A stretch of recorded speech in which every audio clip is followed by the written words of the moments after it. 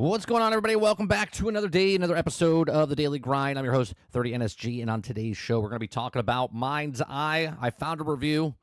It's one person that played the game and actually made a review. Everybody else is just kind of like playing the game and then telling you their thoughts within 2 to 3 hours into it. We're going to talk about the biggest fear for Grounded 2 is comparing it to Grounded 1, and we'll talk about that a little bit. We're also going to talk and watch how to fight $80 video games from the real fake wizard. We like watching his stuff. We found him a couple of months ago, so we'll watch that as well. And then we'll also talk about what a disappointment Starfield fans are voicing their frustrations after Xbox Game Showcase. So we'll talk about Starfield. And then if we have time, we'll have one more rumor for Fortnite. Other than that, make sure you guys are hitting that like button. We are a very small channel. The only way this channel grows is if the people that are watching the channel hit that like button so it pushes it out to other people that also might enjoy a morning show. So make sure you hit that like button. It helps us out. It's the biggest thing you could do. It's the biggest thing you could do for a smaller channel is hit that like button. It's almost like wish listing on Steam. If you like a game, like hit that wish list, like put it on your wish list. Is that it elevates that to other people, right? They're like, oh, this person liked it, and they're friends with you, and if you liked it and they put it on their wish list, it starts to push it forward. So make sure you hit that like button. I appreciate it. All right, so let's start off. We're going to start off with the elephant in the room, okay? MindsEye has had a somewhat of a rough start here, okay? Which a couple months ago, Travis brought it up and said, did you see MindsEye? Did you see MindsEye? MindsEye's better. It's Game of the Year contention. Okay? I looked at it and said, I don't know about this. Then I remembered I saw MindsEye was in a game called Everywhere, and Everywhere was nowhere. It was a game where you just use the Unreal Engine basically to make the game. Okay? Now here we are. It's launch day yesterday, MindsEye, and it was unplayable on one platform and barely playable on the other two platforms. Day one patch comes out on PlayStation, Xbox, PC, okay? Two of the platforms, you can play the game. One of the platforms, you can't play the game, which is Xbox. And my question, before I even watch the review, if your game needs a day one patch, why don't you release the patch before day one and then move the date so day one is not the patch day, okay? There's no reviews, none. There was no early copies. Nobody's talking about this game, and the ratings going through the ground. But I digress. Let's watch this. But before we do that, what's going on, chat? Get ahead of myself. What's going on, Sarge? What's going on, Travis? What's going on, Roic? Jason? House? Who am I missing here? Dolphin, good morning. Wonder Rose, good morning. I think I saw Robert Jones earlier. Jax, good morning. All right. So let's get to this. This is a brand new person that we watch. They're a smaller channel. They have more people than me. Well, everyone has got more people than me, but it's a small content creator. His name is Trojan. Okay? His name is Trojan. And let's watch his video.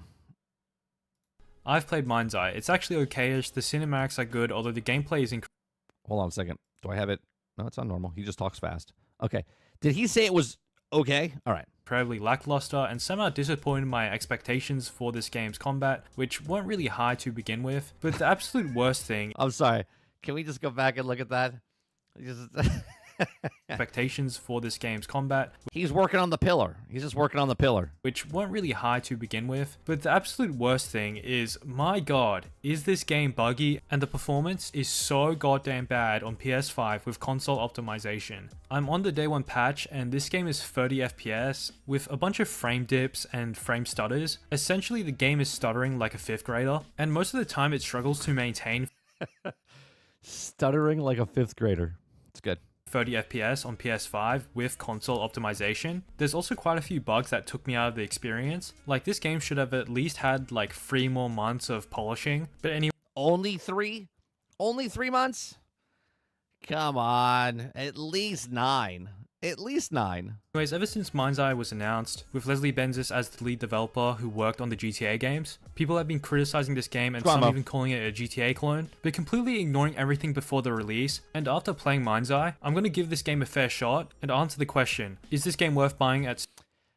I appreciate him giving it a real shot, right? Like, he saw it, thought it was going to be, bought it, but I'm too old for this shit, right? I saw this and said, nope, not doing it, not falling for it, not even spending my money because I'm a content creator on a game like this.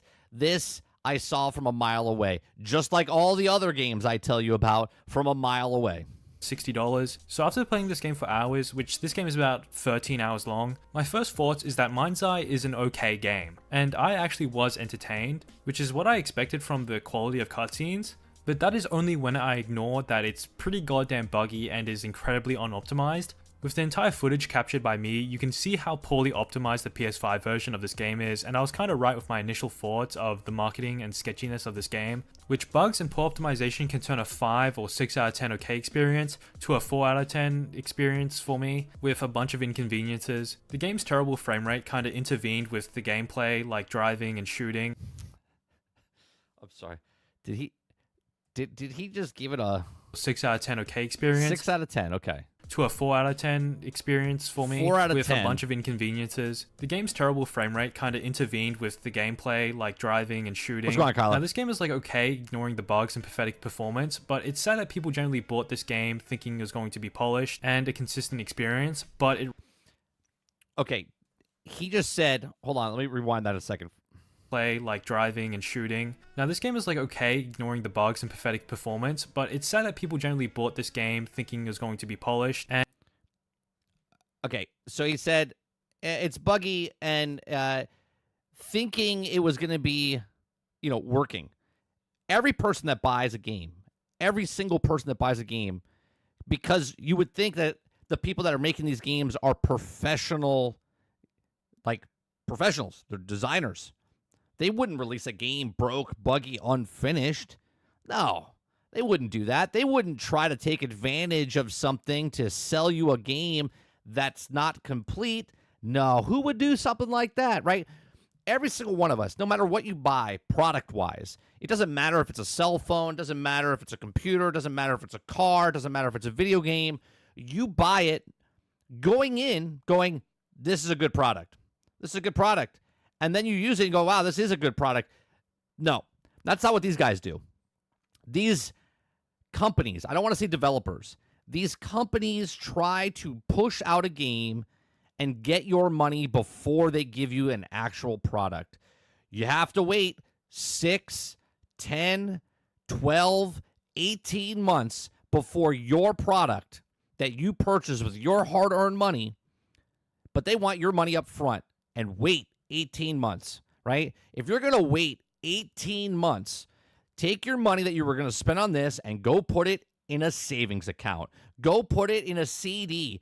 Go put it somewhere else where you can actually make the money over the 18 months you're going to be waiting for to buy this game when it's complete at a cheaper price, mind you.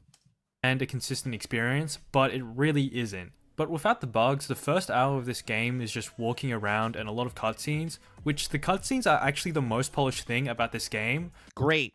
You know why cutscenes are the most polished thing in the game? How much you want to bet that this game, in the very beginning, is cutscene heavy? Okay? Cutscene heavy so it looks good, and it gets you past the 2-hour mark so you can't get a refund on your money. How much you guys want to bet?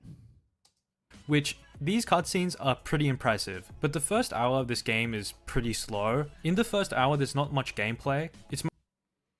Look at that! Look at that! The first hour of the game, there's not much gameplay. Well, there's 1 hour gone. Mostly just walking or driving around and a bunch of cutscenes for exposition, but after the first few hours, the game does put you into the action. Visually, the game... Right.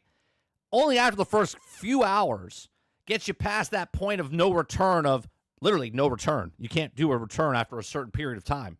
The game looks pretty okay during the daytime, though sometimes the game can actually look pretty good at nighttime. The lighting is definitely the best part of the graphics, although I think some locations look more polished or way better than other locations, as the more polished locations have more objects and less flat interiors, but a majority of the time the game just looks like a fine Unreal Engine 5 game. Now, is the game looking okay a problem? No, but it is if your game isn't optimized, and this game is Who wants optimized games? Nobody wants optimized games. Come on. extremely demanding or unoptimized, which Unreal Engine 5 strikes again. This game's optimization for PS5 and presumably PC is just terrible. It's the worst part of this game. It's just not good. At some points it can be like motion sickness bad. I never experienced a game with this many frame drops and stutters on a PS5, and MindsEye is the first game that I have to deal that with. And presumably for PC, it's not looking good because the PC spec requirements for this game are pretty ridiculous. The PC specs, okay, 4070, recommended 4070. Jesus. Recommended. When it looks like a game from 3 years ago, and you also have releases like He says game 3 years ago. Chat's saying a game from 2012. Edition 33, which looks and performs way better than MindsEye, despite being on the same game engine. And it also doesn't help that the world feels pretty dead in this game, which you may say, Trojan, this isn't a fully open world game, you bloody bandcot. Of course the open world is going to feel dead. But the thing is, I recently played Mafia, which isn't a fully open world game, and that game's world feels so much more alive with a lot more pedestrians and traffic. Hell, even games from 2 decades ago, like GTA Vice City or GTA 3, has more pedestrians and traffic than this game. Those games are like 20 years old and have way more vehicles and population density, so there's no excuse for this game feeling so dead with there not really being any civilians or NPCs roaming the streets. Now, I mean, you can't make this stuff up. You can't make this stuff up, okay? You look at the game, right? You give it the smell test. When we saw it, I said something looks off about it, and the more I hear this person speak, the more justified I feel about saying, hey, I made another right call here about suggesting not to purchase this game. Including with the pathetic performance and bugs, it's extremely sad that people pre-ordered this game generally expecting a polished release, as I only got this game for content, but hey, I guess that's what everyone got the game for. See, I'm making content off this game, and I didn't buy it. Didn't buy it. Okay? Wasn't going to buy it. But because people bought it to make content, I will make content off the content that they've created. Because this game, from a mile away, was a pile of trash.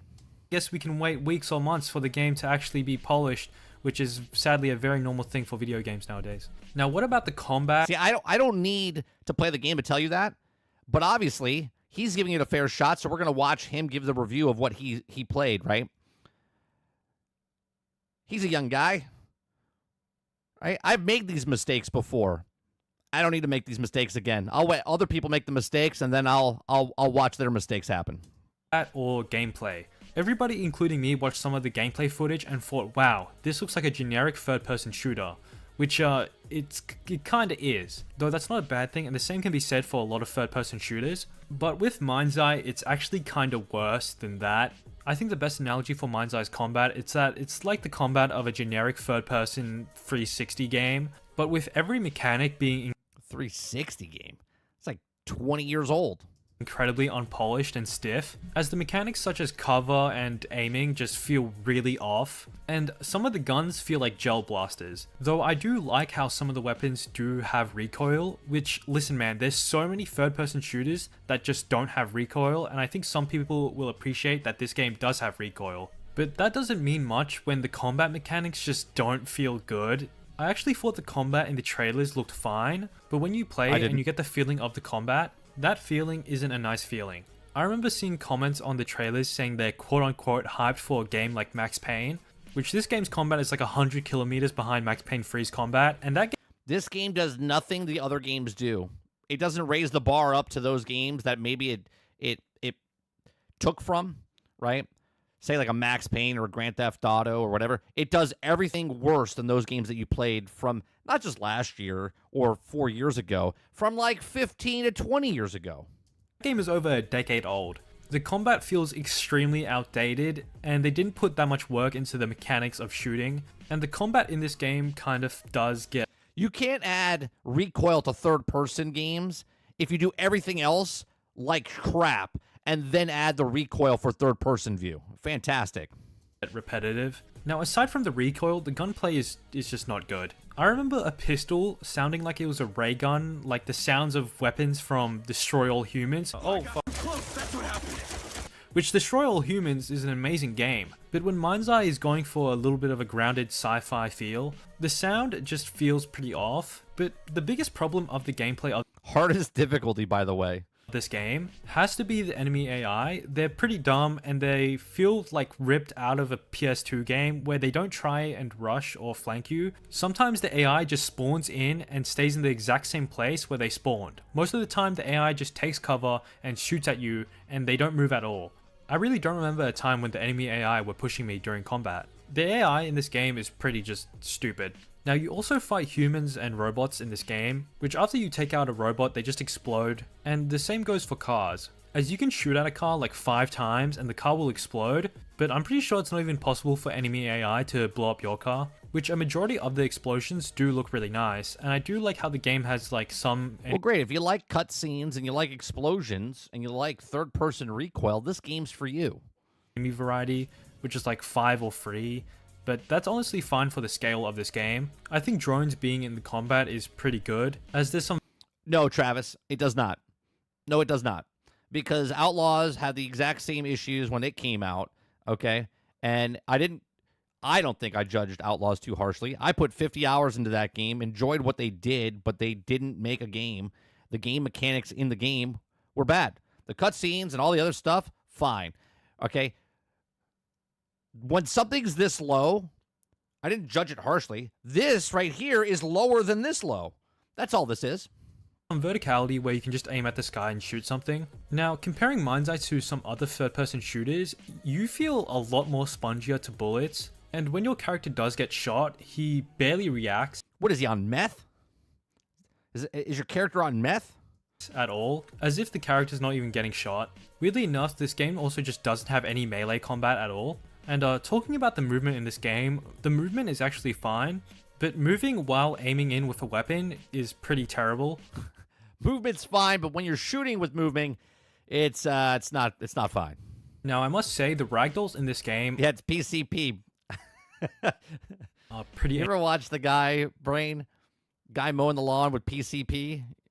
Where he picks up the lawnmower, he's like, "Rah!" He's like screaming. interesting. You shoot a guy with a shotgun, they go flying, but with pistols, they immediately collapse to the ground. So there's really not any death animations for these enemies. So the ragdoll system in this game is kind of fun. You enjoyed Outlaws, the open world bike stuff? You know, the open world bike stuff was actually broke when it came out, and they finally fixed it, 9 months afterwards? You liked it when it was broke. Now they fixed it. Funny and a bit awkward, though I actually did like them for some reason, mostly because they were pretty ridiculous. MindsEye also has some weapon variety, which is good. It isn't an absurd amount, but I think it's enough for this game. In conclusion, the combat is pretty lackluster and I was actually disappointed with it. And this is only exacerbated by the poor frame rate, which intervenes with the combat of this game. You can also use a drone in this game to mark enemies, but I never felt like I was in need to use it. The combat at MindsEye is nowhere near some of the worst combat I've experienced, but it didn't give me that feeling that I could play this game's combat for around like 13 hours straight. Okay, wait a minute. He just said the hardest difficulty was was easy, but he enjoyed the combat. Right? It was just quite a bit subpar. Like at one point I was going to record a video of me trying the hardest difficulty of this game, and midway through the recording, I got so bored that I just gave up and stopped commenting. He went to record himself playing the hardest difficulty and was like, you know what, I just can't do it. I'm fucking bored. That's always a good sign of a video game. That's always a really good sign of a video game when you're like, you know what, I got this for content creation. I'm going to create content recording the hard difficulty, and I went, you know what, it's not worth it because no one cares. Commentating. Which, talking about difficulty, this game is incredibly easy, especially on the hardest difficulty. I later switched to the hardest difficulty after playing on normal, and the only difference I really noticed were the drones and robots having a lot more health, so they're just bullet sponge enemies. The quote-unquote hard mode for this game was still incredibly easy, and remind you, I'm playing on controller while... Yeah, but imagine finishing the game when it was good, not when it was bad. See, that is the fundamental problem, right? You finished it. I finished it, right? I finished the game, but I could have finished the game when it was a good game, not a mediocre bad game, right? If it was a good game when I finished it, I'd be like, man, I can't wait for the more DLC. But at the end of the regular campaign of Star Wars Outlaws, I was like, nah, I'm good. I'm good, right? And now they fixed it, and now someone comes along and they buy the game. They're like, oh, this is amazing. I don't understand why I got all the hate. Because they fixed it 10 months afterwards. Usually I'm playing on mouse and keyboard, and even still in hard mode, you're still a tank with a bunch of HP, and it's pretty hard to die, even on the hardest difficulty. I genuinely believe that a 5-year-old or an old man with Parkinson's could beat this game, and to be completely honest, the most difficult part of this game is when you're playing some rhythm game and you have to resuscitate this one guy. Now with the driving, it was mostly fine. I didn't have any problems, it's just straight normal plain ass driving, which really the only problem I have with driving is that sometimes when you go over like some small bumps and stuff, your car will just flip over, and they don't have that thing in GTA where you can just move the stick to the left and your car Those tires aren't moving. will flip. Instead, they have a button where if you're upside down, your car will automatically flip, which is square, which is kind of weird. This game also has the same open world thing as Mafia, the Definitive Edition, which is semi-open world, I think, but you get less opportunities to explore the world. Well, you're probably wondering about the story of this game, which the plot is you're Jacob Diaz, Lincoln Clay, Mafia free, and you have to stop the American conspiracy theory, and you have a MindsEye implant in your brain. Now, I won't spoil it, but for me, it was actually enjoyable, and I do believe the story and cinematics will pull and interest you enough to finish the game at least like once. The best and most impressive thing about this game has to be the cutscenes with the mocap. This stuff is actually really well done, and looks a lot better when you're actually playing the game. Props to... It's great. Most people don't play games so they can watch cutscenes. I know it's crazy. I know there are cutscenes in the game, but you play the game and then get cutscenes. But if the best part of the game is the cutscenes, man. Build a Rocket Boy, as the cutscenes are probably the best or most impressive thing about this game. You will probably be intrigued in it, or a few number of people won't care at all. But this stuff is definitely MindsEye's strong point. You're probably also wondering about the missions and mission variety in this game, and there isn't really that much mission variety, and the game does get repetitive at some points. I'll give some examples of the mission variety in this game, which there's a bunch of missions where you just shoot stuff, there's a bunch of car chases, sometimes you get to fly a helicopter thing and you can explode stuff, and fly a drone, and that's most of the mission variety in MindsEye. It does get repetitive at some points. Now I do have to talk about the car chases in this game, and it feels like they just add car chases for the sake of some mission variety. There's this one car chase that felt like 8 minutes of me just endlessly chasing this car, and I was even more disappointed when the mission is scripted for her to escape. And also the NPCs that are driving are just as bad as the NPCs that are in combat. And in the mission where you do have a car chase, the car that you're chasing just rams through every single car that is in traffic. They don't despawn cars to give way to the car you're chasing. So yeah, these kind of suck. Now there's also these portal content thingies that are like random modes, like the open world thing and some weird mission content. And these are all pretty shallow and felt like they should have had quite a bit more work. I don't really get the point of these, they're boring and I don't need to get deep. Imagine in my shock that I said these portals would be exactly what he said they were. They're just boring because there's no attachment to it. You're just doing more things in the world. It's like going out in Grand Theft Auto when you're done with the story and just driving around and just murdering things just for fun.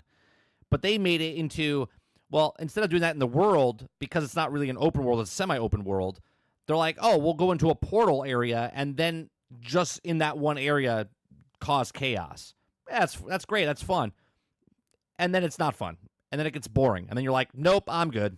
Into it. It's just extra content that's tacked on, but there's not really any point of it being in the game. Now there's also a map creator thing which looks really cool, but I don't have access to it since I've been playing on PS5. Now I'm sorry. Do you not have the map creator if you're on console? So someone that plays on PC gets the map creator, but the people on console do not? My conclusion after playing MindsEye. This game is okay, but the bugs and performance turns this game from a 5 or 6 out of 10 for me to a 4 or 3 out of 10. And even ignoring the bugs and the absolute diabolical optimization, the game feels like it's missing something to...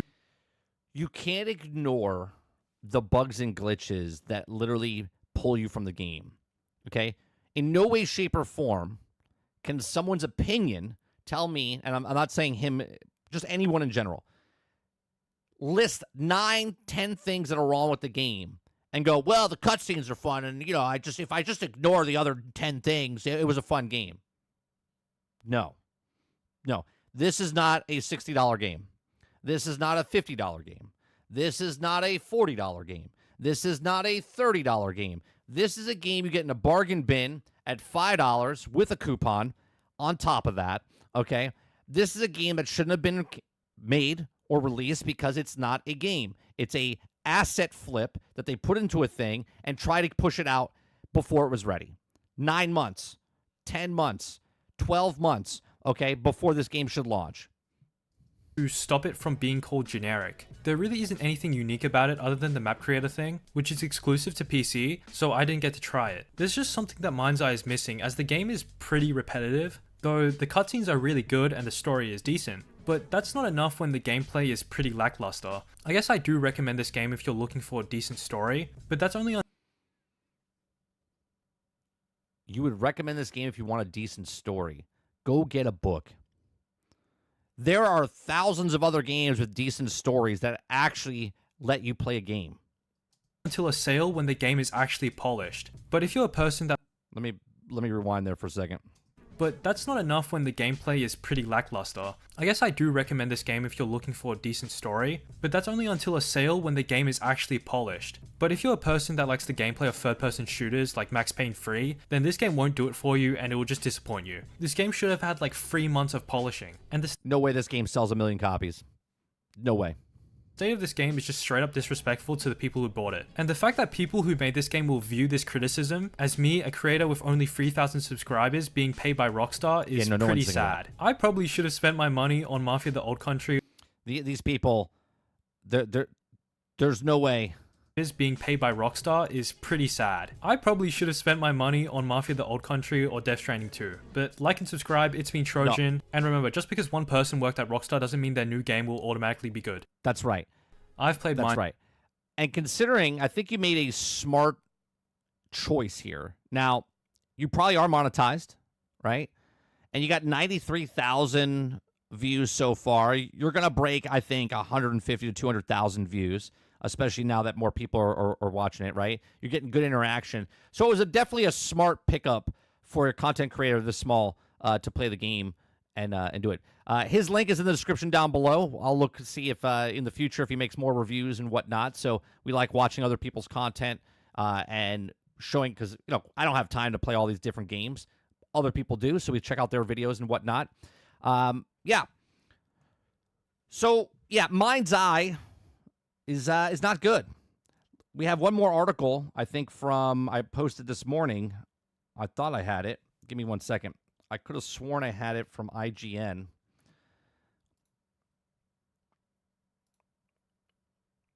It was IGN was talking about the unhappy customers. The unhappy customers that purchased this. They had an article. Let me see if I can find it. Let's see. Yeah, here it is.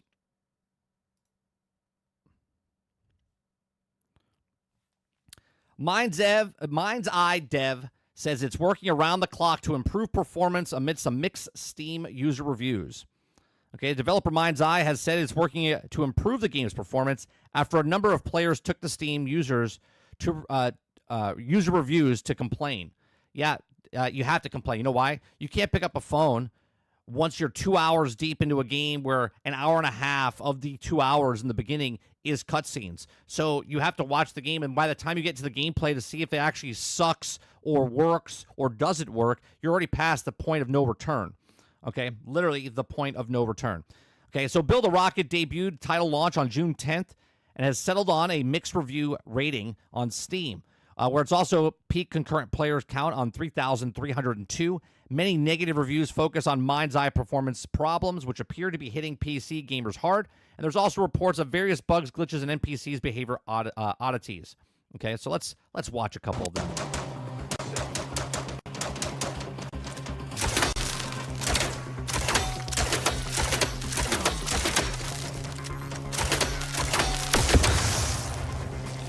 Awesome. Next.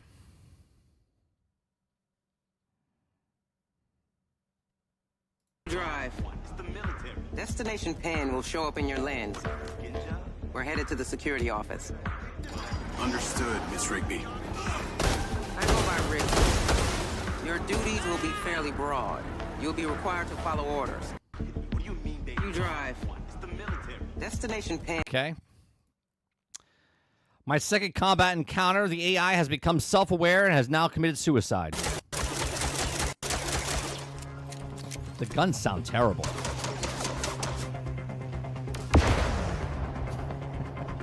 That was close. Let's get that. In response, Build a Rocket Boy issued a statement on MindsEye subreddit saying that the engineering team is working around the clock to improve performance.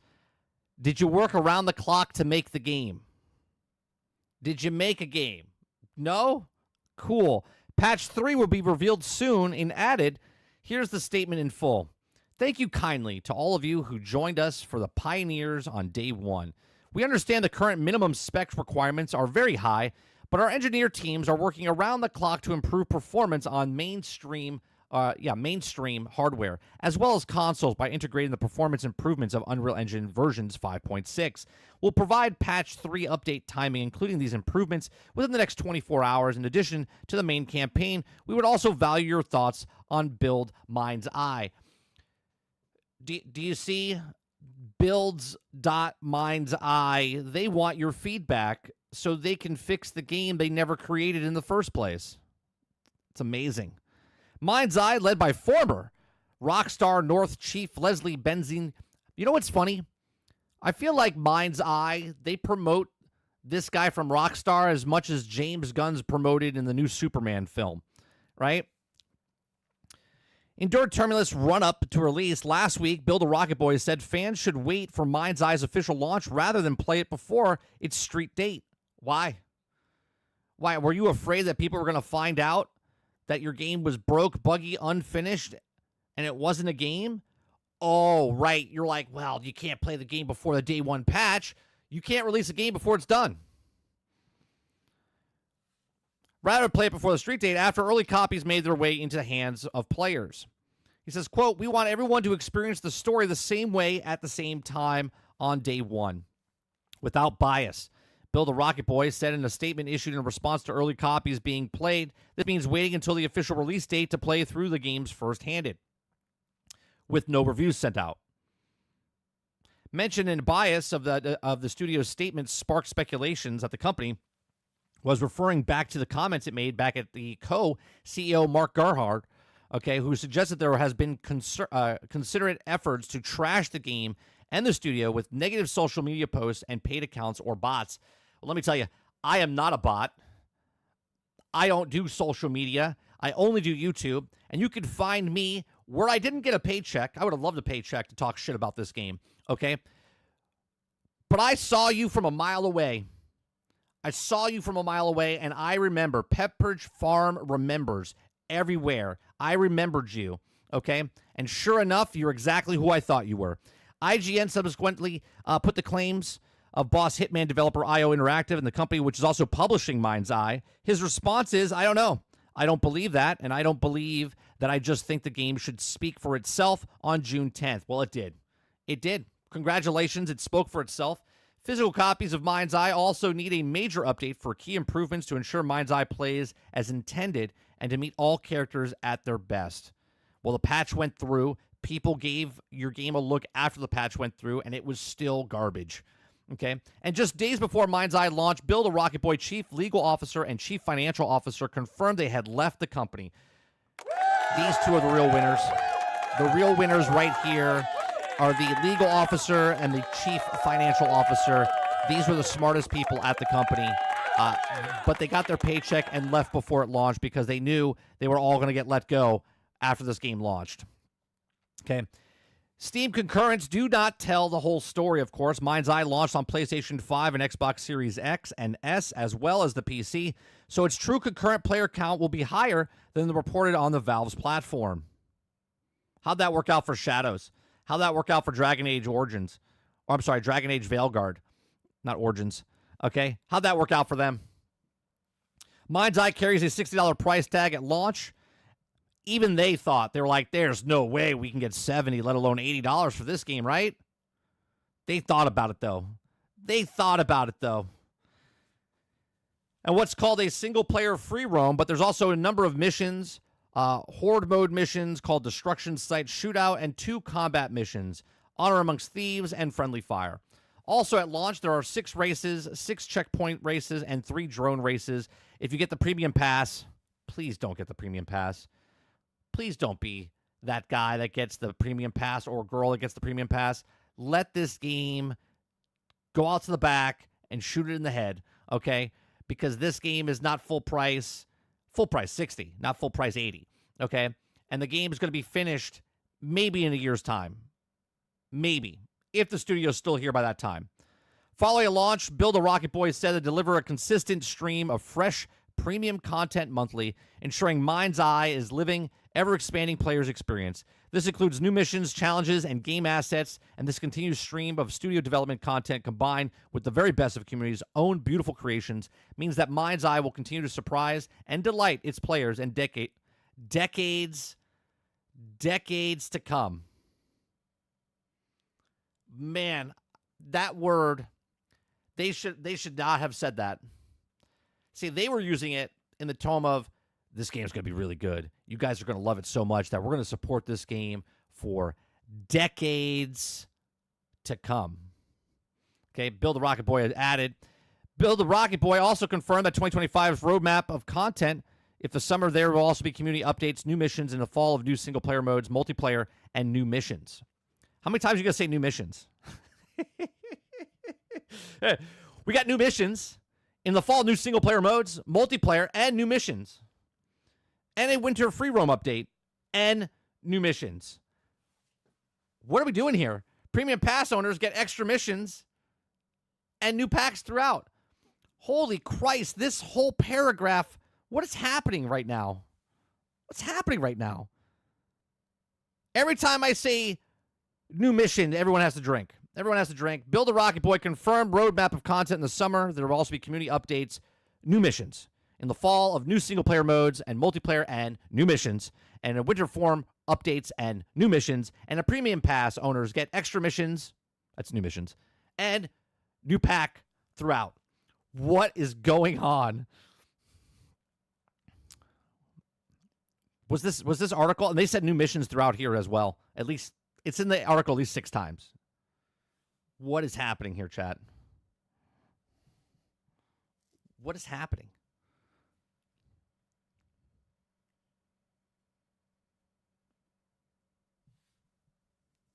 I swear to God.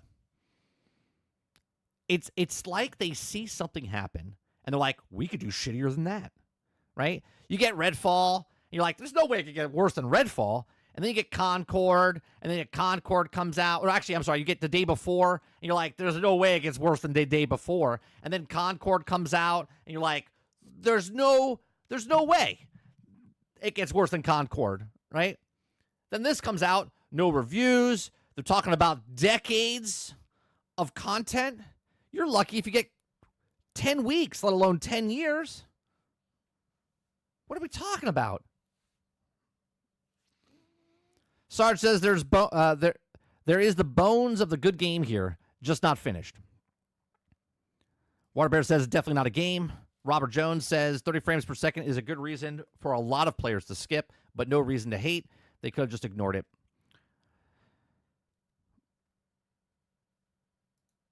Eclipse said Co had us sponsored for this game, and they canceled it. You know what? That's why I like Co. Okay? Co said, "Nah, I'm not going to show I'm not going to showcase this game." One, I think it looks bad on him because he likes to talk.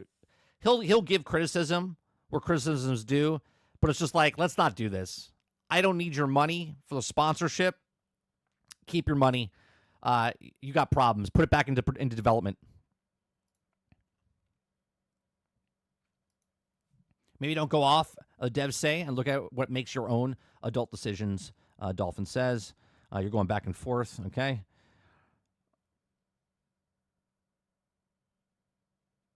Jay Breezy says, I bought 3 passes already. One for you, 30. Well, you're just straight up liar, Breezy. Just straight up liar.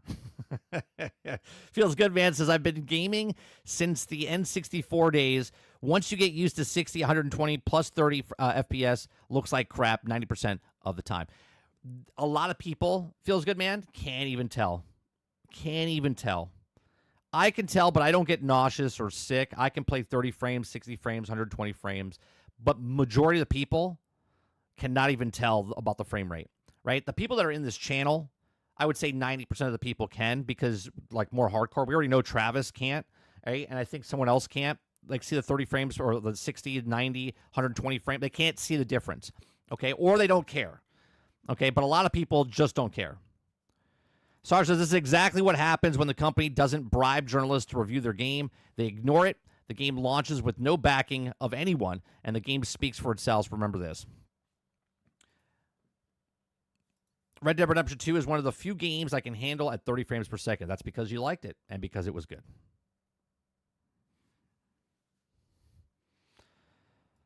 Jason says, not to mention the Gotham Knights devs announced 30 frames at the very last minute, so they pissed a lot of people off.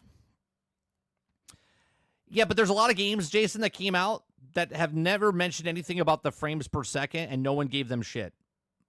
It was weird about Gotham Knights.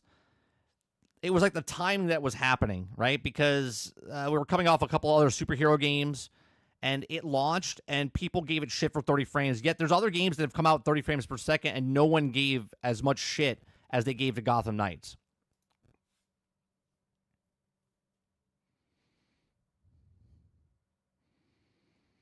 I watched a full playthrough, skipped through a lot of it. Reminds me of an Xbox 360 game. The cutscenes are next gen, though.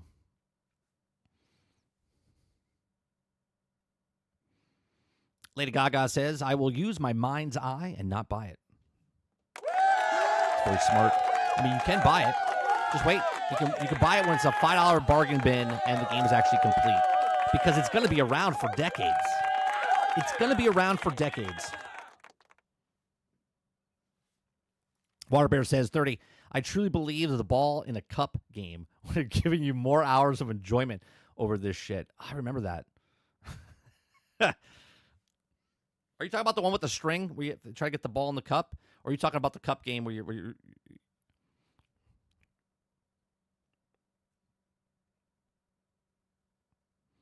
30 and 60 look exactly the same. That is the most idiotic thing I've ever heard you say, Travis, and you've said a lot of idiotic things.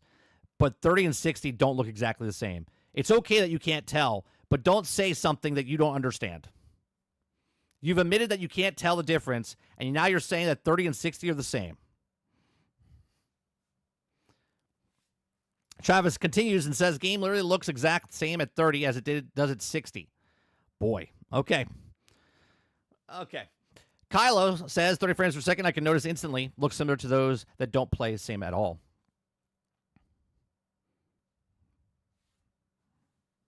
The one with the string. Gotcha.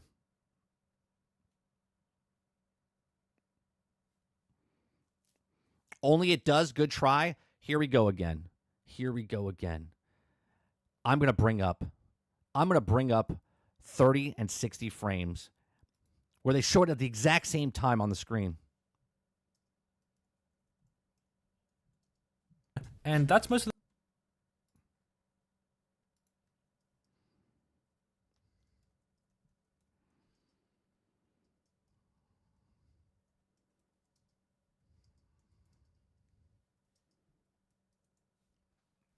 Let's see here. Is this going to do it?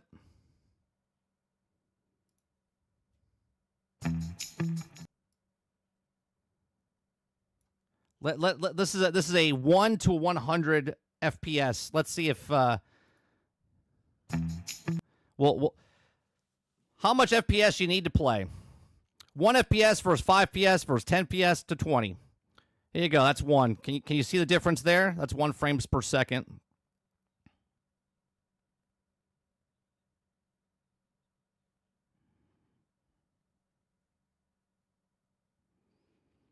Can you tell the difference?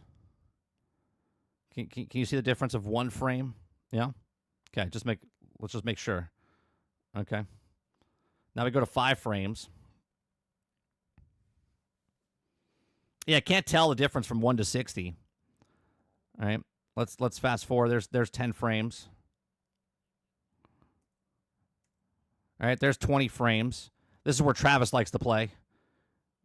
20 frames.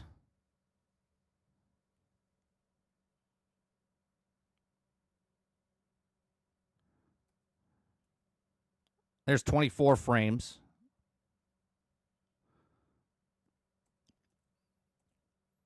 Here we go, 24 to 30. Side comparison.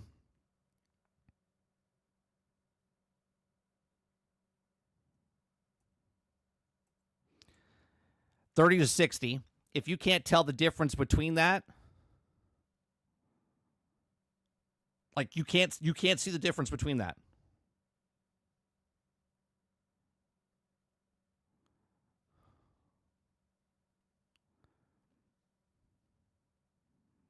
You can't tell the difference between 30 and 60.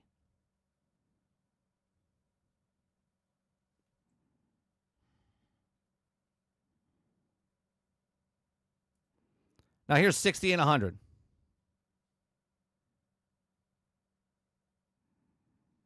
Well, 60's standing still.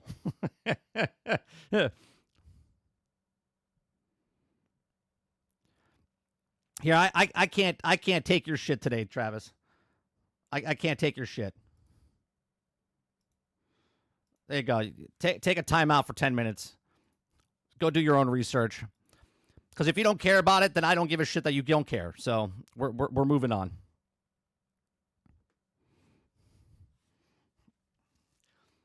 Because I hate the fact that you say, well, you can't tell. That's just fact. That's just fact. You can't tell.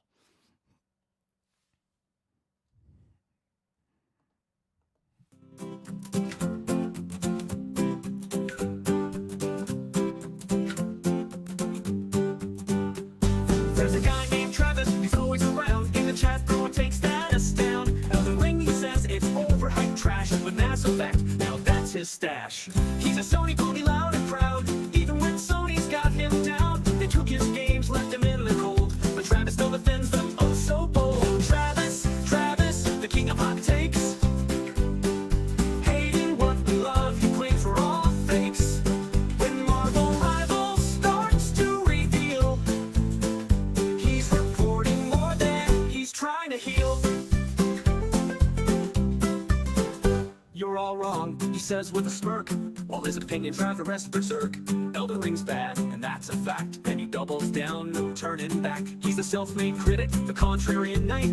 With the Sony shield and a Trojan might. Marvel Rivals, he plays the game his way. But every fight there's a report to lay. Oh, Travis, the king of hot takes. That's all we get. All right, let's go to the next thing. Let's talk about the comparison of Grounded 1 to Grounded 2. Okay.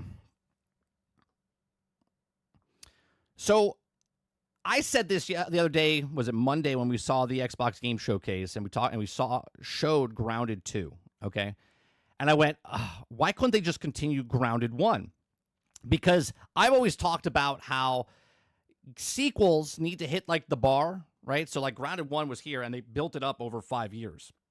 Or 4 years? I think it was like 4 or 5 years, where it was an early access and they built it up and with the community and they made Grounded 1 what it was by the end. It was always an early access and then it came out, I think, last year or 2 years ago, whatever it was, all right, in September. And they ended Grounded 1 at like this bar.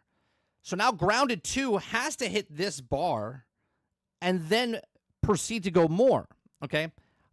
I said that the other day. Now, my biggest fear, it says direct comparison to Grounded 1. Grounded 2 executive producer opens up about the difficulty of following up an early access game with another early access game. Okay? It says Grounded 2 was announced at the Xbox Game Showcase over the weekend, and it's releasing earlier access next month on July 29th to be specific.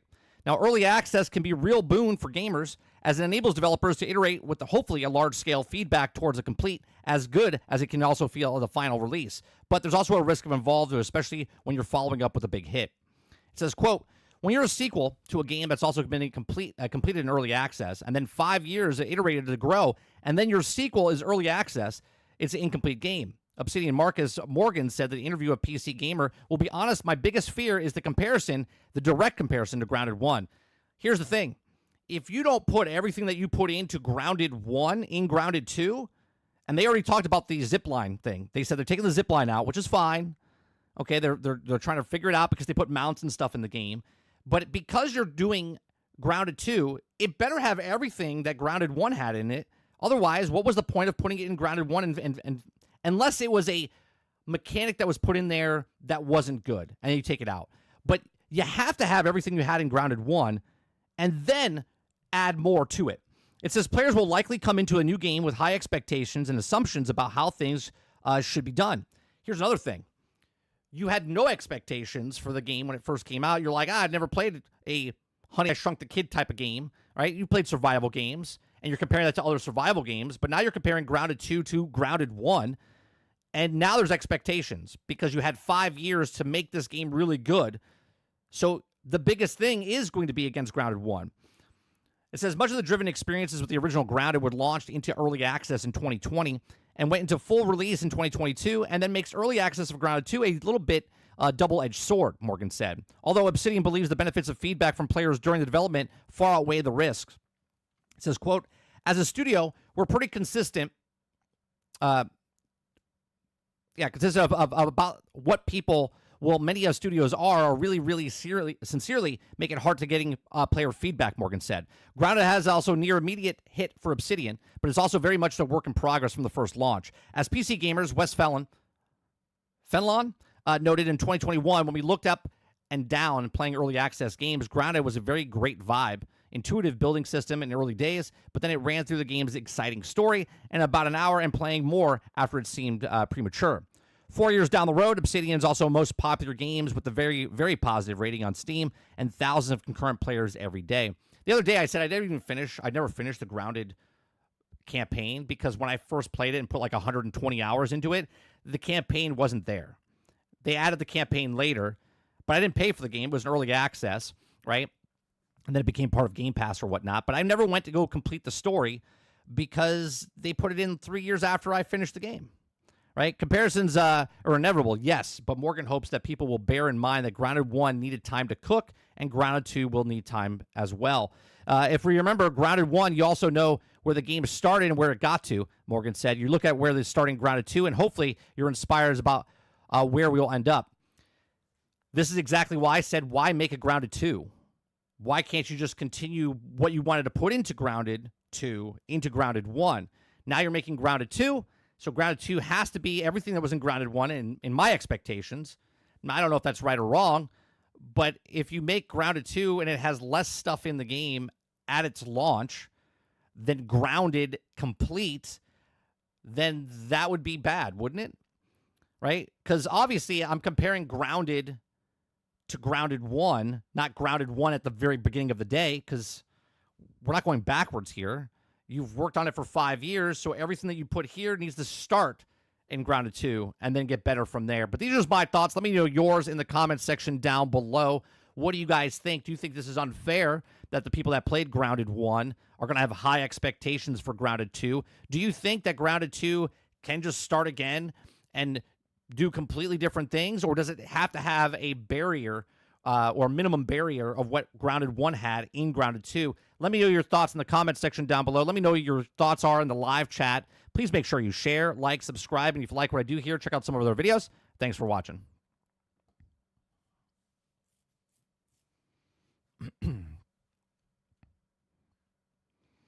Krebsy says, anyways, MindsEye was in development for 9 years. No way, Krebsy. No way. No way. everywhere maybe was. There's no way MindsEye was in development for 9 years. We didn't know about it until a month and a half ago.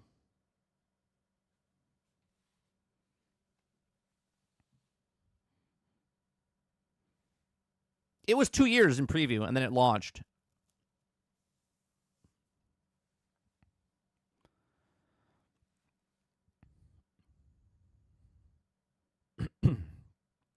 Kyle says never played Grounded. It's worth checking out. It's a survival game. If you like survival games, if you like Ark, if you like any type of game like that, Kylo, it's a fun game. If you ever liked the movie Honey, I Shrunk the Kids, it's basically that. Now you're living inside a backyard. It's really good. It's a really good game. Feels Good says, if you like crafting, building, surviving, AI gameplay loop, it's worth trying. Yeah, it's a really good game. There's another one called Small. There was another one that just like Grounded. I want to say it's like, I don't want to say Smallville, Tinyville or Tiny, I forget what it was called. It looked a little bit more realistic, less cartoony.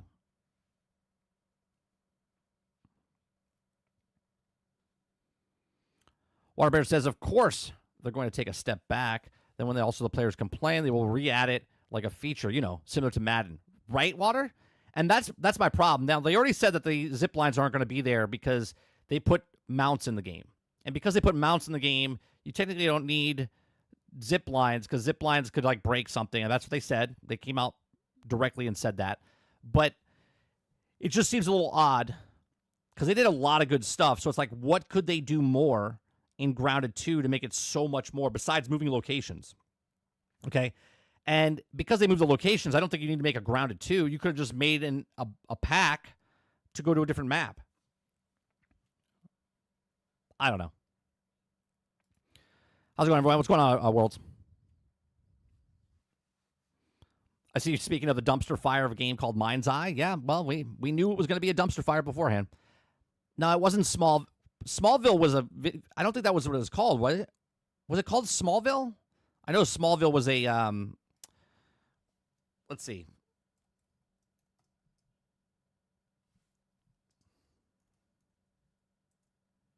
No, it wasn't Smallville.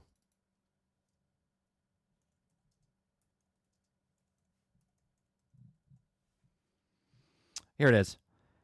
Small Land. Small Land is this is the one that was. Let me bring this up.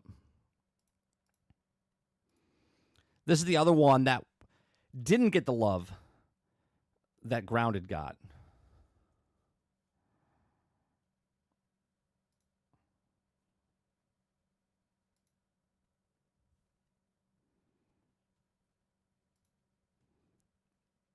Sorry, I don't know why this is why is it such shitty quality? What's going on here? Anyway, this is the one that was like Grounded that came out later. They actually got announced at the exact same time, which is really weird. And I heard good things about it. But at the same time, here, which game's best? There's a side-by-side comparison for it.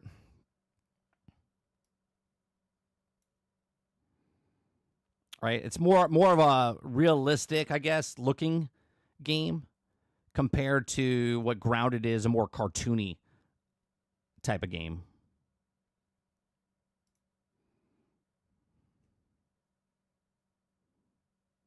You're like little creatures that already live in the backyard.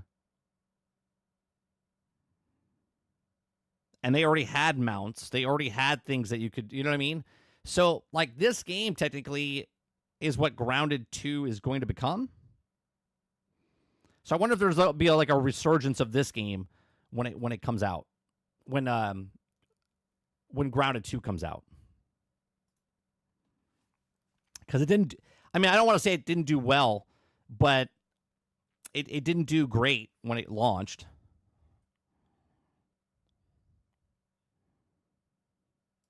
Are they doing any updates to the engine, or just they working on with the generation or Grounded 1? I can see them doing that if that's the case. I would think they were updating the engine, but at the same time, that we don't know that for right now. But what they showed, there was a lot of new things, but I think they could have just added that to Grounded 1. I don't know why they can't just continue to Grounded 1. Obviously, they put it in a brand new 3 times the size of the map, okay? Which they could have just let you added another part in Grounded 1. Obviously, they want to make more money, obviously. But it's a preview program, right? So it's not like they're asking for like an $80 up front. If anything, it's part of the preview program, so you're not paying anything if you're Xbox and you're in that program, okay? And then if they do charge, it was like $20.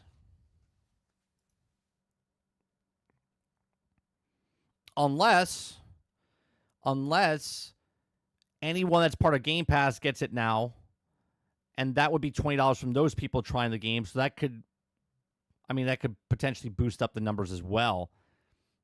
It'll be interesting to see what happens. What's going on, Argus? How was MindsEye? God tier? Oh, yeah, God tier. Day 1 purchase, definitely. Definitely, Argus.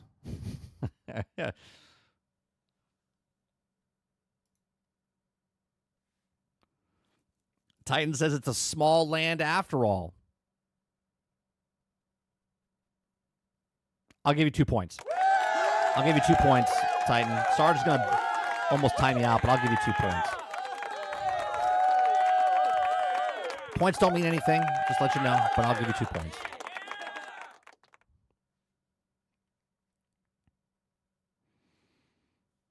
Small Land looks pretty good. I wanted to play it, but we were playing Grounded, and I was like, I don't need to play 2 backyard games. Feels Good says Small Land literally is Grounded 2. That's wild. Yeah, we'll see. Like I said, I wonder if we'll get a resurgence of this game.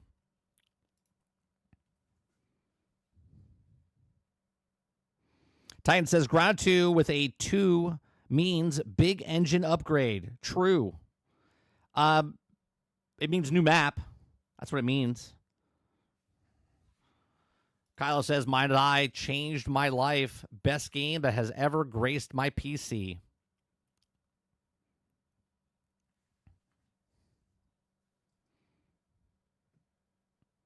I thought so, Mike. Knew it would be a banger. Yeah, definitely a banger.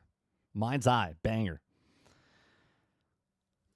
Waterbear says, Dune is the only survival game I have time for. For the next 50 hours, I have 48 hours in the game right now. And I think I just got done with Trial 8. Is what's in the game right now only Act 1? Or is there more acts in the game? Like they haven't put the other updates, other story modes in the game yet, correct? That comes later in the year.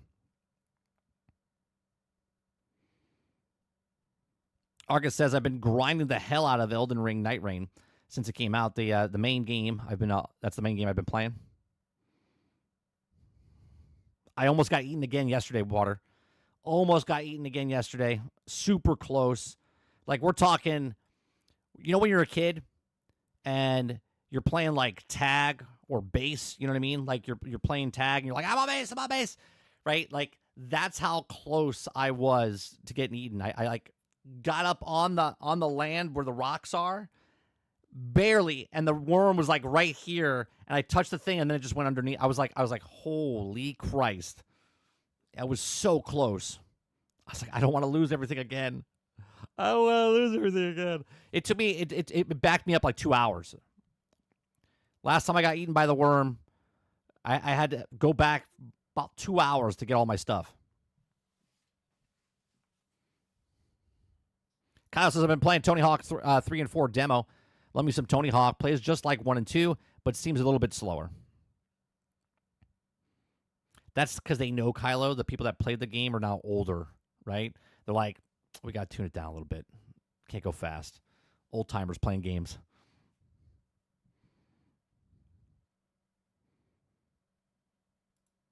You aren't even at the other maps. I'm on the 3rd section of the map myself. Right? I'm on the 3rd because I went up all the way to the top of the thing. What other maps are there? I know there's the far left, right? Is that what you're talking about? World says the only banger Mind's Eye can be associated with is the sound of the discs makes after making contact with the wall. Well, joke's on you, Worlds. There is no physical disc of Mind's Eye. Waterbear says currently 2 acts, and I heard each act is around 45 to 50 hours. Oh. So I'm not even... Act 1 is what, the 10 trials? Did the Deep Desert, the PvP zone, has PvE stuff to do? Oh.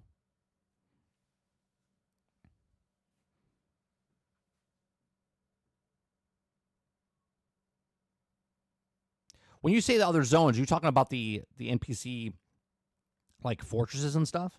Because I've been there.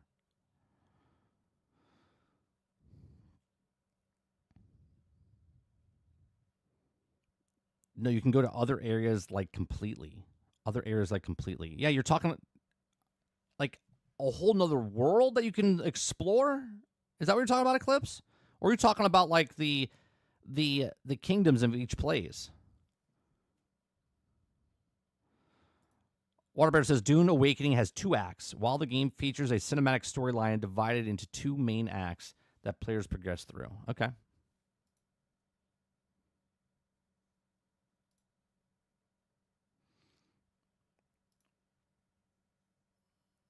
All right, we got done with that. We're done with the Mind's Eye stuff. Time to talk about. Let's talk about this one, which I'm a little confused about. Right? I'm a little confused by this, chat, because it says, "What a disappointment! Starfield fans are voicing their frustrations after the Xbox Game Showcase." I've been on record saying I think Starfield should have been like a Fallout 76, right? Where you can play co-op, No Man's Sky-esque type of stuff. I was on record before the game even came out, okay? But Starfield is a single-player game. Single-player game. I feel like the same situation's happening with Outriders. Outriders came out. We knew it was a single-player game. It was a co-op game, but it was a single-player game. Once you play it, once you beat it, you put it down, you know, whatever. They added some DLC to Outriders, and people were really upset that game never became a live service game, right? It's like they want this to be a live service game, but it's a single-player game. Now, I know some of you are typing already as I'm saying this. They're going, no, they want to be supported like the other games were, like Skyrim, like Fallout, where they had DLCs. And I get that, but they had one DLC. Okay, now, I don't know if this means because it didn't sell well or whatnot, but I'm not disappointed in not seeing Starfield because Starfield, to me, I beat. I put down, and I stopped playing the game. Okay, so let's see what the article has to say. If you guys like what I do here, we do this Monday through Thursday from 10 o'clock in the morning till noon Eastern. We just have conversations, talk about news stories. If you like it, hit that like button, hit that subscribe button. If you'd like to go above and beyond that, become a member as little as $5. Okay? Make sure you hit that like button, though. It really helps us out. Okay? So what a disappointment. Starfield fans are voicing their frustrations after Xbox Game Showcase. Okay? Some Starfield players are quite unhappy that no new content was announced for the space exploration title during the recent Xbox Game Showcase 2025. With leaks of the second Starfield expansion surfacing last year, some gamers were confident that they would also be Bethesda's game on the show. They was also greatly disappointed by the absence. Starfield also has been a divisive game since the release of 2023. While the title received mostly positive reviews and critics, gamers, and divided opinions on the citing the lack of engaging content as one of the major faults. Since then, Bethesda has released sporadic Starfield updates, which also some of them adding major content additions, like a new vehicle. But most of the time, the patches have also mostly focused on fixing bugs, balancing gameplay, and improving stability. Last year, Bethesda also released a Shattered Space expansion DLC for Starfield, which got mixed reviews. Soon after, the Starfield was completely ignored in recent Xbox Game Showcase 2025. However, fans went to social media to voice their concerns about the game's future. In multiple posts, gamers complained that they also had high hopes for the showcase and only to be disappointed by the lack of news. Another gamer, for example, complained that Bethesda seems to only focus on creation clubs these days, and it wouldn't be surprised if the developer abandoned the game. I don't think they're going to abandon the game. There's no way. There's no way, even if Bethesda wanted to, that Xbox, Microsoft, will not let them abandon this game. This game is a major player that they can keep on over on Game Pass. Okay, and if they add more content and they add more stuff down the road, it's just going to take more time. I wasn't in that team of, oh man, they're going to support this game for like Fallout and stuff. I was like, it's a single player game. I think it was a huge mistake, by the way. I said it from the very beginning. I said that they have 1,000 planets, but I can play by myself. Fantastic. That means I'm going to be bored out of my mind. Okay, because if I make a base and can't show it to anybody or no one can see it, what's the point? Winzo came in last night and asked me, what do I think about Dune Awakening? Is it worth it? He says, or should I get Enshrouded? And I said to him, if you want to play Enshrouded, it's a single-player game. It's an awesome game. It's a survival game. The reason I like Dune or other games like, Ark or Conan is because I can play with other people if I choose to. Fallout 76, regardless of all the shit that people give it, is a really nice balance of I can play by myself, but I can also play with a group of people when I want to play with a group of people. And randomly throughout the day, when you're playing the game, a random person can come in and see your stuff. No Man's Sky, when it first came out, was boring as hell because you were by yourself in a game with 18 quintillion planets, okay? And you couldn't see anybody. You couldn't go anywhere. You saw stuff, but you're like, this is kind of fun, right? But now No Man's Sky, you can play with your friends. You can go on a random mission with somebody. You go to the I forget the base. It's the space station, the Anomaly, okay? The Anomaly, and you can just go do some missions with people, okay? And now you can go fly and fight with people inside No Man's Sky, and the game is much better for it, okay? Two games that I said that needed a online, sort of like a GTA-esque online, is Hogwarts Legacy and Starfield, okay? Starfield and Hogwarts Legacy both needed a mode after the main campaign where you could play with your friends. So you play the campaign, you do your thing. I think Starfield should have been one solar system, and then afterwards you can explore the entire universe with 1,000 planets with other people. How cool would it be if it's like Dune, where I'm doing server meshing and I go to one planet and that planet's a server itself, and there's a bunch of people on that planet that are making a civilization. They're making their own city, right? That would be cool, but that's not what Starfield is. So when they stop and not talk about it and say, oh, there's no expansion coming out, the game is done. Okay, you could go buy it today, and you can play all the things. You can go to 1,000 planets. You can keep doing what you're doing. But I think people, speaking of Grounded and Grounded 2, I think people are using this and comparing it to what they did with Fallout, what they did with Skyrim, and because they did that with those games, they expect that for this game, which is a brand new IP. Okay, I don't know. I agree that it's disappointing, but at the same time, it's a single-player game. They never said they were going to continue supporting this, but they think they're going to abandon it. I don't think they're abandoning it, okay? I think they have more plans for this game down the future. Way too much money went into it. They paid $7.2 billion for Bethesda and the games they came out with. Starfield was the first new IP using with the updated engine, right? There's no way in my mind that they abandoned Starfield in any way, shape, or form, okay? Regardless of how many people we think bought it or played it, this is a new IP that they're going to use in the future. If they add to it, if they add a multiplayer, in my opinion, or if they add a Starfield sequel or just keep making DLCs and putting in the game. But these are just my thoughts. Let me know yours in the comment section down below. Are you one of these people that was super disappointed in Starfield not getting an expansion, even though the last expansion was kind of lackluster? Let me know in the comment section down below. Let me know in the live chat. Please make sure you share, like, subscribe, and if you like what I do here, check out some other videos. Thanks for watching. All right, let me back up here a little bit.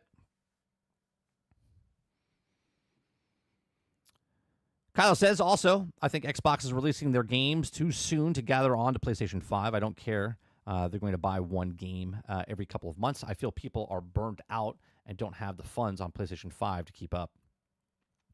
Argus says, I had even been official Microsoft confirmation for this game coming to Xbox. When I Google it, it says only rumors. Oh, you're talking about going to PlayStation, is what you're saying. Oblivion got more love than Starfield, B says. Yeah, but Oblivion was a beloved game back in the day, right? Starfield's a brand new IP.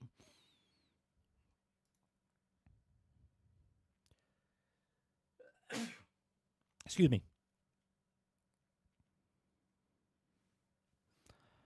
Let's see. Argus says, just beat the boss last night, just going down to the list. Oh, you're talking about Night Rain. Aku says, not coming for a while. Starfield on PlayStation 5 is still a wish. Yeah, I love that people made videos saying it's coming, it's coming, it's coming, it's coming, it's coming. I mean, sure, I think one day it will come to PlayStation 5, but a lot of people put the cart before the horse. Right? I don't know. I think maybe they make an announcement this thing. I'm sure we'll hear more reports of it for the Video Game Awards show, or there's a PlayStation event coming out, and maybe they'll announce Starfield. Maybe, but it's still 2 years later, right? It's still 2 years later.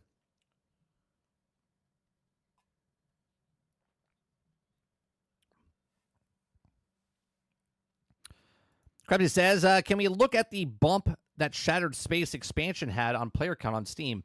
Or do you want me to look at it? I don't think it had a bump at all, if I remember correctly. Starfield, SteamDB.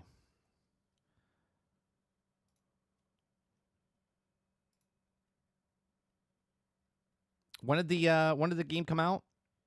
When did let's see, that's 1 week, 1 year max. That's the bump right there, right? Yeah. Right? Here's Starfield. Right? Here's Starfield all the way up here. This is the first year, right? And right there. There's the bump. There's the bump. It went from 9,000, 14,000 to 21,000 and then fell right back off. Right? But the game is still a single player game. It's a single player game. It's not a multiplayer game. See, if they came out and said that this game was a multiplayer game, then I think we would have issues if they didn't add, like ESO was announced for their updates that they keep doing, right? But this is a single player game. They made a game, sold the game, updated the game. That's it. It's out there. Rogue says, I'm pretty sure they're working on Starfield content. They just have a small team working on it, while the also majority of them, of the devs, are working on the new things. Right, Rowick. Like I said, I think it is disappointing, but I don't know why people are so shocked that they don't see it. The game is a single-player game.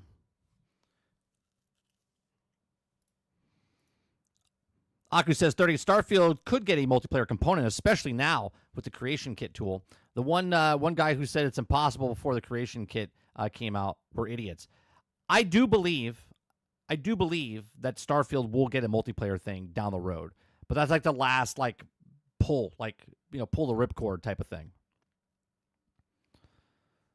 Or they do Starfield 2 and it's multiplayer, which is dumb though, right?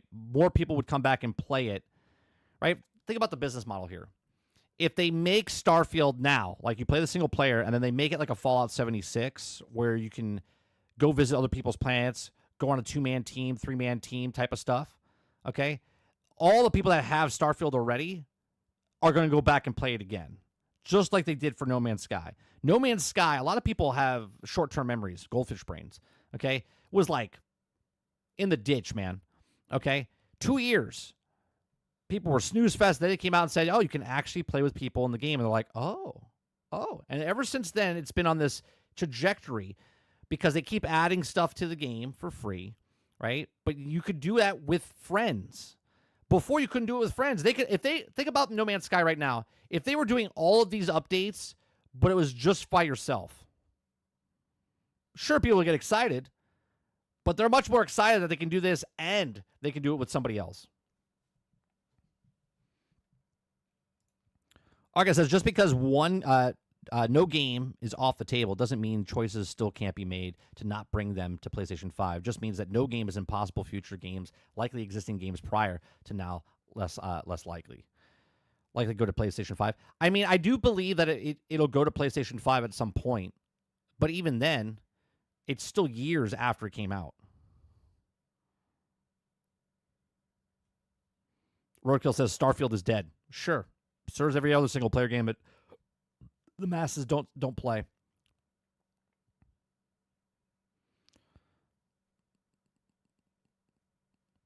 Like I said, honestly, 30, I wasn't expecting an expansion this year. Doom, Oblivion, and other things came out. Next year, we might get one. Next year, I mean, you have what? The Forza, you have Fable, you have maybe Starfield, you have another ESO update, you have there was one more big game that was supposed to come out. Oh, E-Day, Gears of War E-Day. Maybe next year. Who knows? Waterbear says, I can't wait for Starfield remake in 20 years.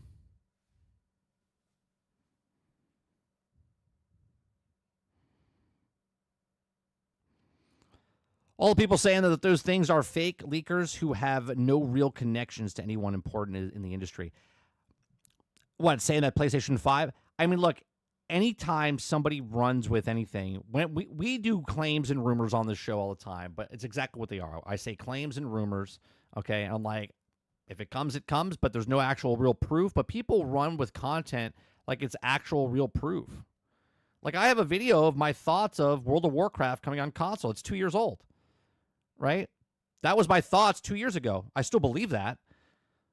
But I'm not going to sit here and make more content and go, World of Warcraft's coming out, right? When it comes out, I'll be like, see, I thought about this years ago.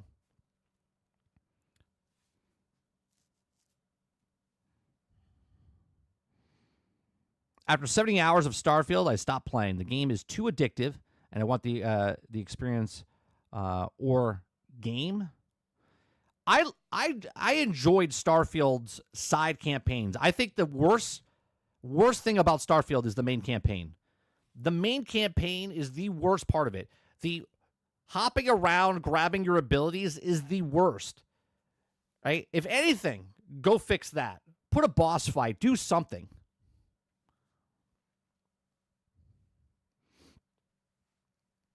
Kyle says, I watched a really good video earlier about Nintendo. Yeah, submit it. Yeah, put it in there.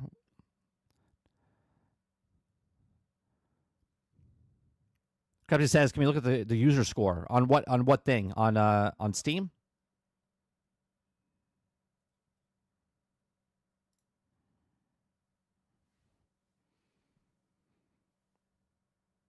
It's at a 56.56 on Steam. What's the other one? Metacritic?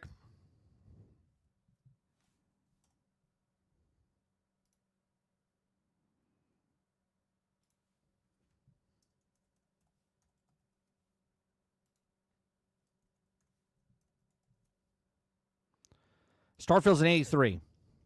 Shattered Space got a 62. Users mixed or average on Metacritic is a 6.8 overall for Starfield.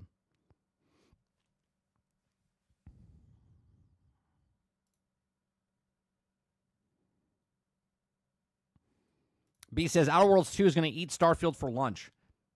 I mean, does that matter? B, they're both owned by the same company, Microsoft.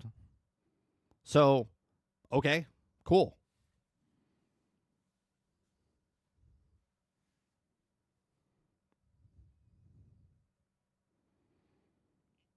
Aku says, No Man's Sky was terrible at launch. I had such high hopes, and it was also started my dislike for Sony. What's going on, Sin? Oh, No Man's Sky is fantastic now. I can't go back. I'm overwhelmed with the stuff that they have in that game. And every time I go back in, I start over. And I'm like, where do I have to go? What do I have to do? I'm completely lost.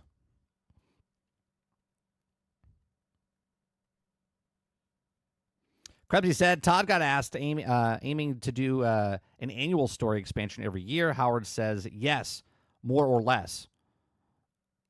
Right? So more or less means they're putting stories in the game, meaning they're putting them in the creation store, which they've done. They've done multiple stories in the creation store. He explains that yearly expansion launches are indeed what the team is working towards, but he's not yet sure how long they will continue. Outer Worlds 2 is a big reason for Starfield DLC, I believe. Too much overlap in the audience. That's actually a possibility, Titan. You don't want to kill the sci-fi vibe with another sci-fi vibe. That's a possibility.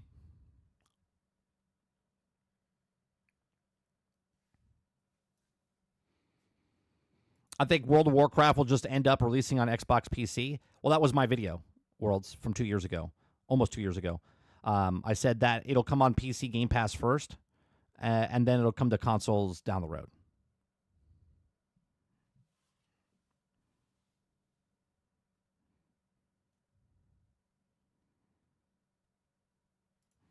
Waterbear says, yeah, I love the side missions. Like the one that you're also fighting the monsters that also attack the city. That was great. Yeah, the companions. I did this in Mass Effect 2, right? Also, I should say. In Mass Effect also. The side missions were better than the main story. Andromeda was like that as well. Sometimes they put more care into the side stories than they do the actual main mission.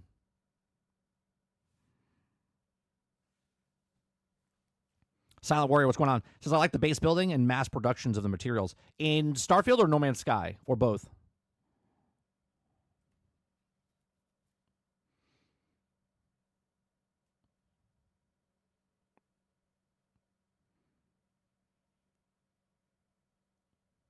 Credit says, there it is. I guess it's also review bombed on Xbox. Who said what? The user score is heavily review bombed between idiots on PlayStation. Oh, what Aku said? Look, reviews, no matter what it is someone's opinion on something, and other people look at it. If you look at how many reviews are, right? So on Metacritic, there's 13,000 reviews. On Steam, there is 71,000 reviews. Okay? 71,000 reviews of how many people potentially bought it on Steam? Between 2.86 million. Right, between 2.86 million and 4 million people, almost 4.5 million people bought it, right? 71,000 people wrote a review. On Metacritic, 13,000 made a review. Do you know how many hundreds of thousands of people don't look at reviews, that don't look anything up at whatsoever? They just play the game. They're like, oh, yeah, okay, I'll pick it up, right? So when someone review bombs something, we're talking about a very small niche of the community, good or bad, whatever it is. Even if it's a great game, there's not that many people that review it of the mass scale of people that are out there. The only reason I look at reviews is because I have a goddamn YouTube channel, right? Other than that, I would never look at reviews, ever.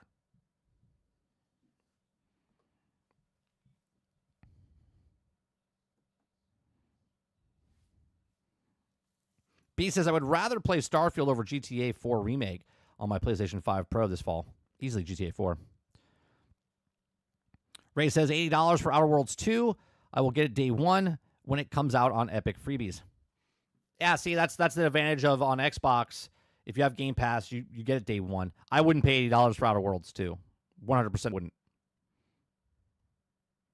That to me is like a $40 to $50 game. I said the same thing with Avowed. Avowed shouldn't have been as much as it was either. For Starfield, Silent Warrior? Okay. What's going on, Dave?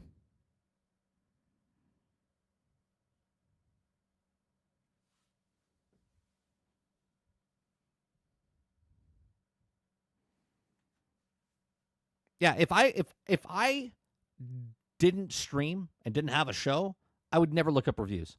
I would look at the videos, right? Like the review scores. I don't care, right? I don't look at reviews for movies, right? I look at the movie and go, that looks good. That's the way I do it. You guys like talking about concurrent numbers and all this other stuff, and I'm like, all right, cool. Just remember, no matter if you're on the good side or the bad side, the majority of the people don't play it. Even if a game sells 30 million copies, the majority of the people didn't play it. They could sell 50 million copies, and the majority of the people in the gaming industry didn't buy it.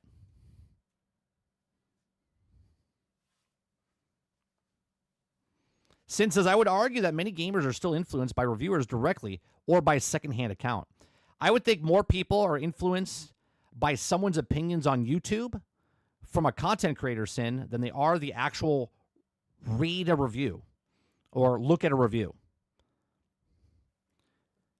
And if anything, most of the people, at least in the United States, 77% of the people can't read. They're illiterate. Okay? So they look at the number and go, it is 3. Okay. That's it.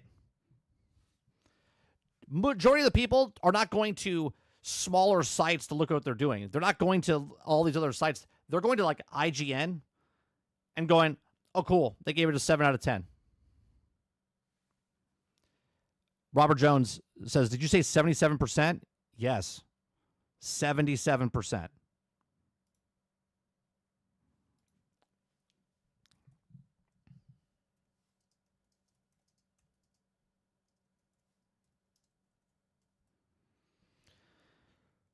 Let's see.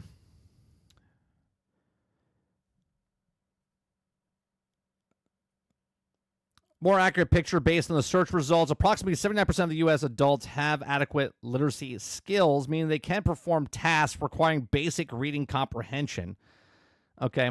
That was of 2022. Where's the one that I read the other day? It was about a month and a half ago. It said 77, maybe it was 74%. Are illiterate.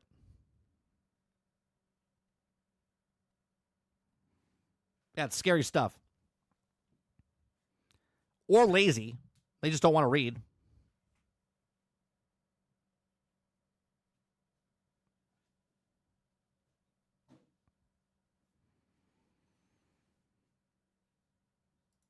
I don't know if you saw this or planned or talking about it, but did you see that Marathon replaced its creative director last month, and the game is supposed to launch 3 to 4 months? I saw it. I'm not talking about it today. We'll probably talk about it either tomorrow or on the podcast tomorrow night.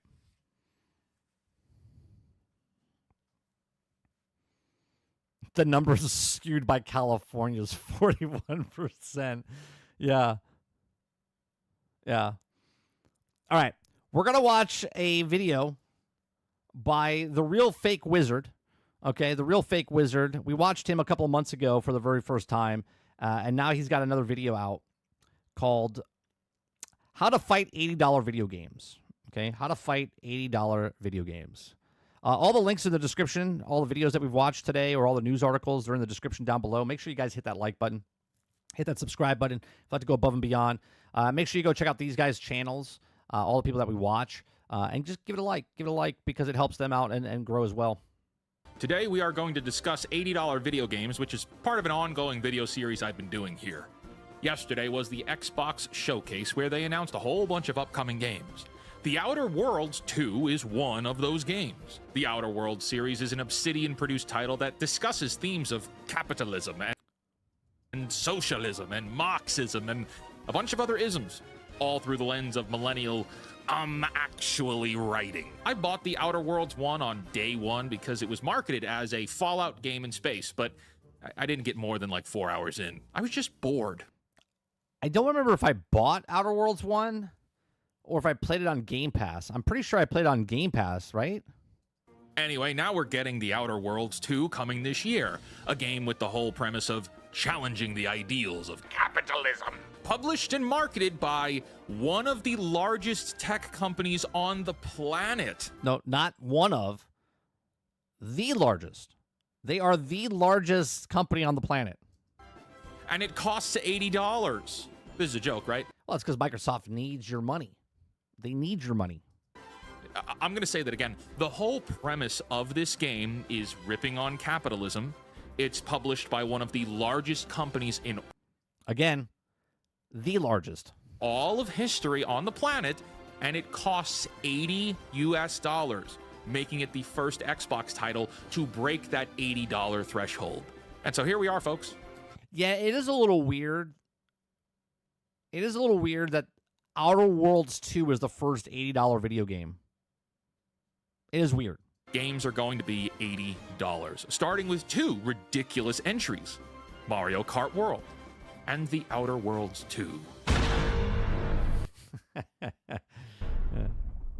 You know this means that Call of Duty is now $80. This means Gears E-Day will be $80. Yep. This means Animal Crossing will likely be $80. Yep. And if we're really going to use the variable pricing strategy as outlined by Nintendo of America CEO Doug Bowser, $80 is not the ceiling. Oh, no. $80 is the new minimum.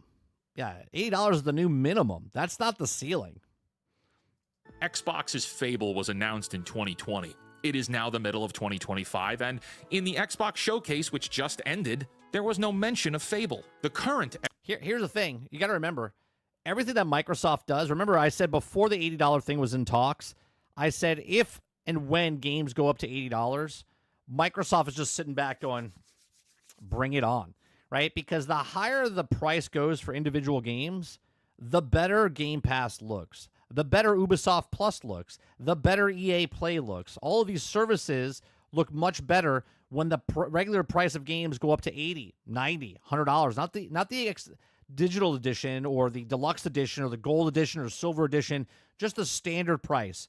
When those go up, everyone's like, man, I'm not paying $90 for a video game. Oh, $20 for Game Pass? It's going to break them down. Slowly but surely will break people down, and that's what they will do. expectation is that Fable releases in Q4 of 2026. That puts this game at a 6-year window from announcement to release, give or take the additional 2 to 3 years development before the original announcement took place. With Fable having a floating variable of 7 to 8 years of development, developed by a company that pisses money away because it has the money to piss away, who is stopping Xbox from putting it out for $99? Nobody. Elder Scrolls 6 has been in development for a long time. That's a big name brand. What he just said there, so let's say Fable took 8 years, right? And it cost them $300 million. Well, guess what? They're going to charge $100, and they're also going to put that, obviously, day one on Game Pass. So there'll be, let's say, I don't know, 1 million people that pay $100 for 5 days early access for that $100 version of the game, right? And then the rest go over on buy it after the fact, not the $100, or maybe some people sprinkle in at the $100 after the fact, and then there's the people on Game Pass, right? Who is stopping Bethesda from saying this game costs $124.99, Right. huh? Grand Theft Auto 6 is on the way. Just charge $200. Go ahead. Let's take that for a second.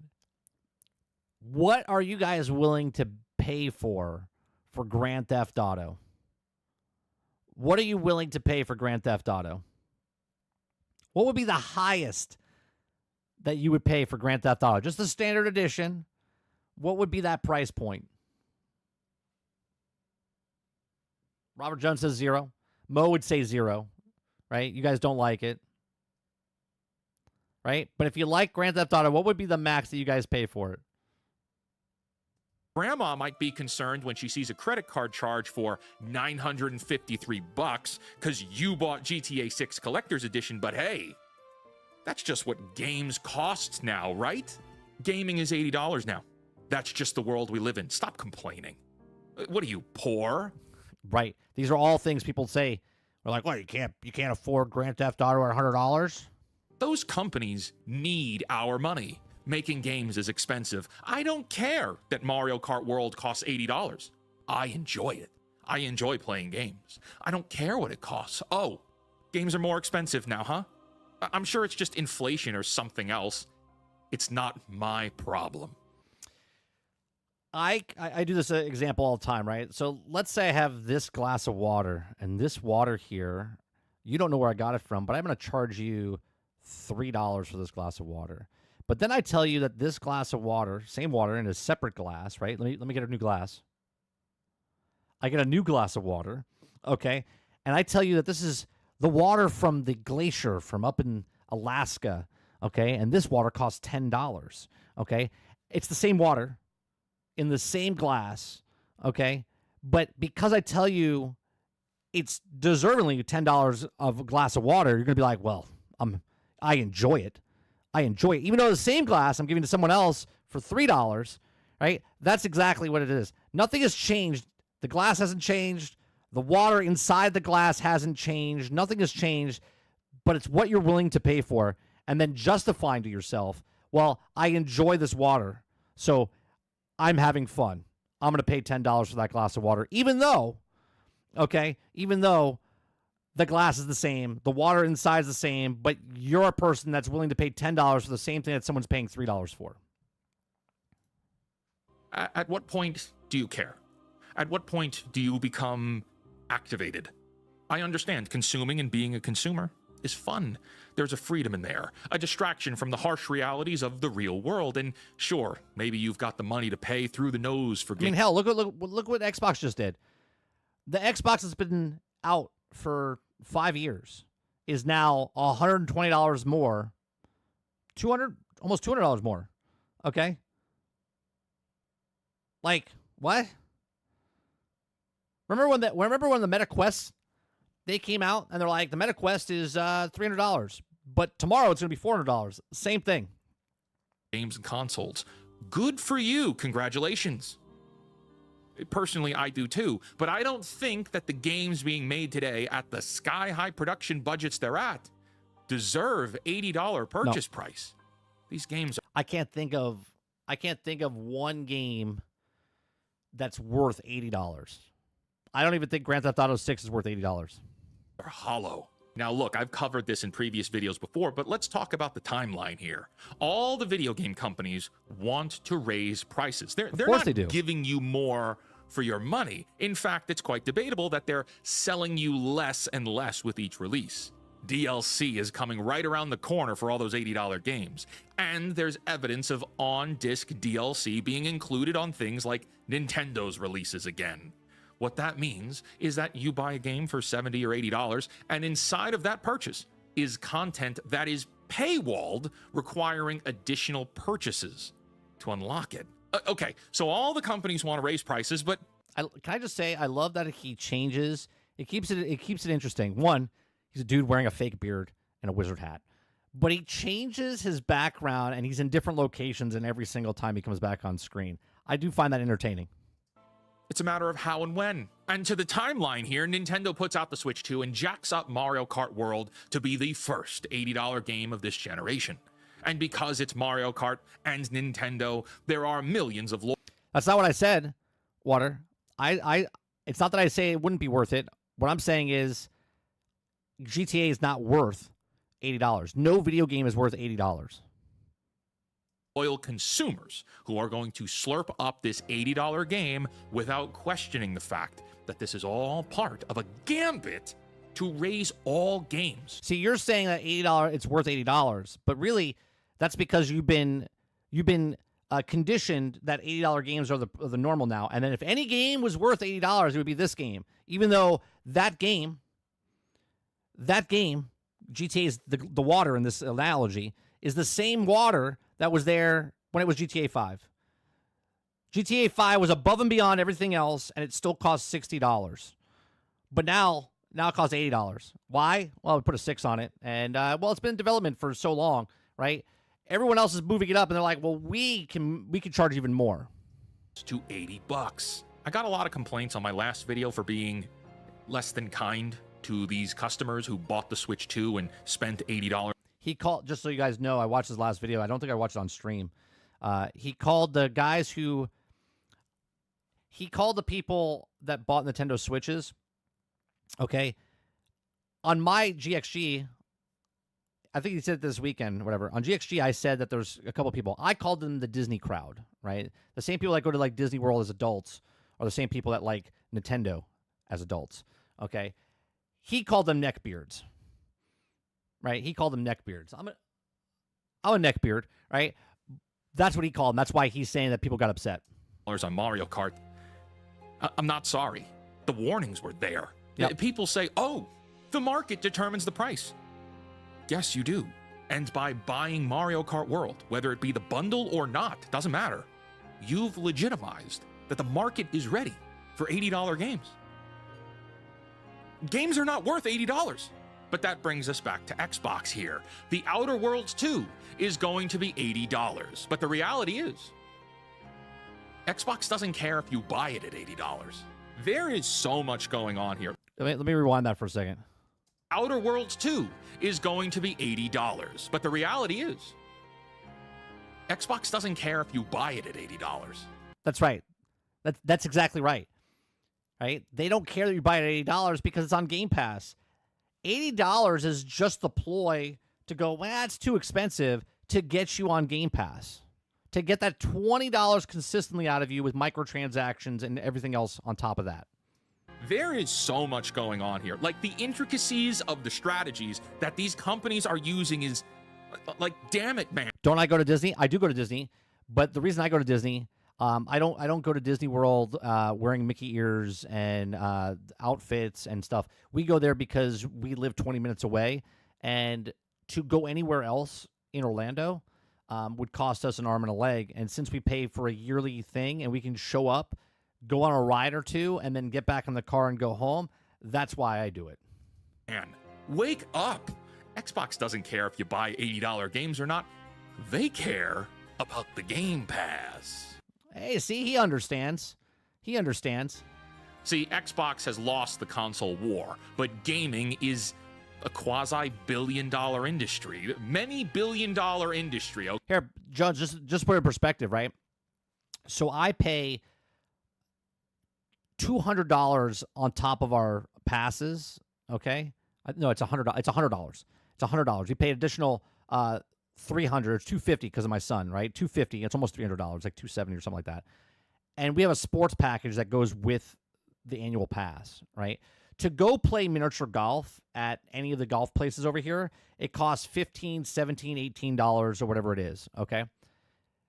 So just for three of us to go play golf for the day would cost us, $45, okay? If we go 2 times, 3 times to go play miniature golf, that basically pays for the thing. So just driving over to Disney and going on their golf courses that they have pays for itself. Okay? There are billions to be made in gaming. There's also that user data, too. Ooh, the sweet, sweet user data. So Xbox's strategy has been in taking small losses on selling consoles, just to get consoles in hands. Yep. They make their software available on as many PCs and handhelds as they can, even now announcing their own. But they will make their money on the games. Specifically, they want to maximize the amount of Game Pass subscribers they can get. Game Pass, as of right now, is about $20 a month. I don't know if it's higher or lower in other parts of the world, but in the United States, $20. They keep the analytics on Game Pass locked up tight, so we don't actually know current day subscriber metrics. But if Game Pass has existed for all this time, and their entire business model is further solidifying Game Pass, it's not like Game Pass is going away anytime soon. And so, what is the best way to get more customers to subscribe to Game Pass? Step 1, acquire the companies making the games. Yep. That's almost complete. Xbox has a debatable monopoly on game developers right now. And of course, that's an exaggeration. And here's the thing.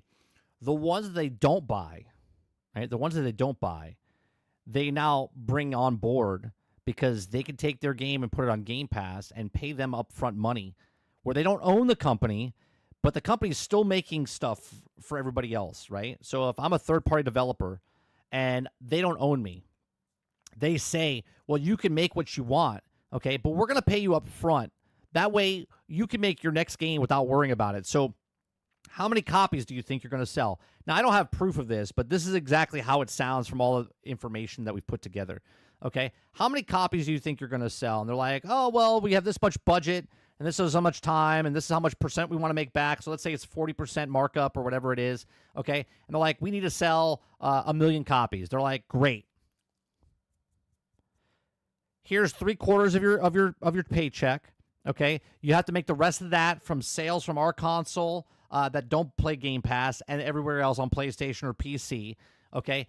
And that incentivizes the people going, well, shit, if we make games for Game Pass day one, then we can get upfront money, and then we can worry about what our next, or we don't have to worry about what our next thing is because we can continue working and making the games we want to make, and they can get it sold everywhere else. So then Microsoft looks like the good guys, because they are for the developers, they are for the consumers, because you, the consumer, are paying $20 a month, and you're getting all these new games, day and date, okay? And if you're the developer, you get to make the game that you're making. You don't have to worry about people telling you what to do, and you made a majority of your money back, so you're like, whew, I don't have to worry about that, right? So you get upfront payment, and you can continue making your stuff. So not only do they own the studios that they own, but they also incentivizing the studios they don't own to make games, and they put them on Game Pass, which is more value for Game Pass. But look it up. There are 23 studios publicly noted for Xbox Game Studios, but also keep in mind that sometimes there are studios inside of those studios. Yeah. It's studioception. Or, like we saw with the Oblivion remaster, a studio owned by Xbox could outsource their game development to other studios, and all that work comes back to the ownership of King Xbox. Yep. Step 1 is really to acquire all the games. Step 2, get all the customers to subscribe to a monthly subscription service to deliver said game. I would like to... Real Fake Wizard, if you see this video and you make it this far through, contact me. I would love to have you on the podcast and just go back and forth and talk like this, because we're in agreement here, and I would love to hear more on this.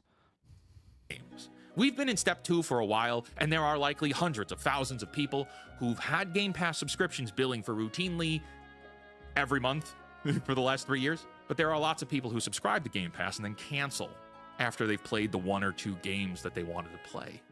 How do we get those people to stay subscribed forever? How do we compete with Steam better? How do we make purchasing a PlayStation 5 seem like a foolish idea? Well, we've got all the games, and if you're subscribed, you don't have to pay per game. But maybe that's not enough. Oh, Nintendo over there is going to raise prices to $80.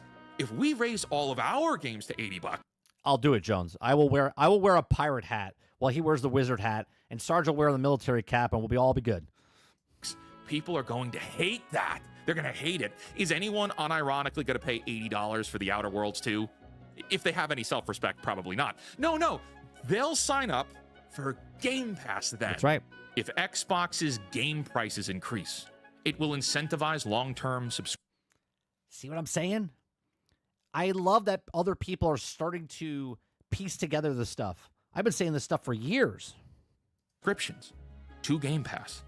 And I'm not saying that that's going to work, but that's the strategy they're That is the playing. strategy. And if Game Pass continues to grow, and let's say it succeeds, and you're all reliant on being subscribed to Game Pass, what's stopping them from raising the price? That's right.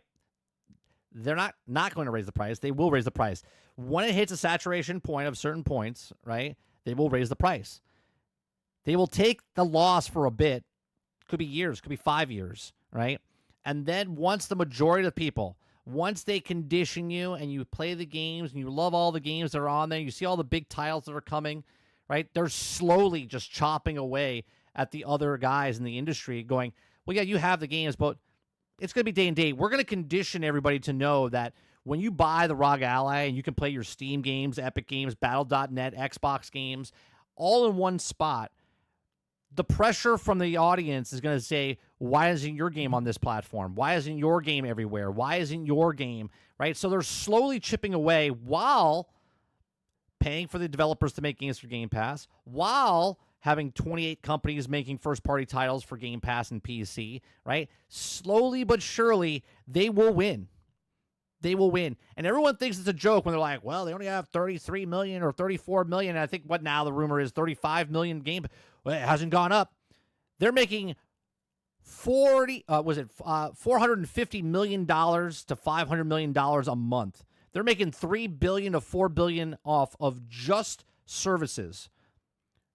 Not microtransactions, not buying games, just $20 a month average, okay? Or it's like 17 a month because it's like 15 or 12 or whatever, and then 20 for the console.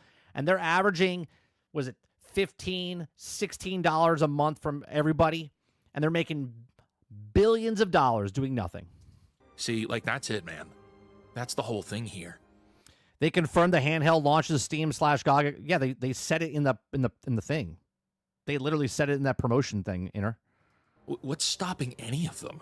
The title of this video is How to Fight $80 Video Games, and the answer to that, which I guess has become the whole point of my channel, stop buying things from companies that are taking advantage of you. And stop buying things from companies that are manipulating the marketplace. You know what? Stop buying video games if need be. Stop buying them. I want a Switch 2. I like Nintendo games. I may rip on them, but I like them. I love Fire Emblem and Pokemon. I would love to play them on the Switch 2. I'd love to play the Switch 1 games on the Switch 2. And I've been blessed enough to have the disposable income to spend money on these things. But they're not good for me. They're not good for you. The relationship between company and buyer is unhealthy right now. See, the marketplace determines the price, yes, but the prices are not fair to what you're actually getting. The prices just went up to $70 less than 5 years ago.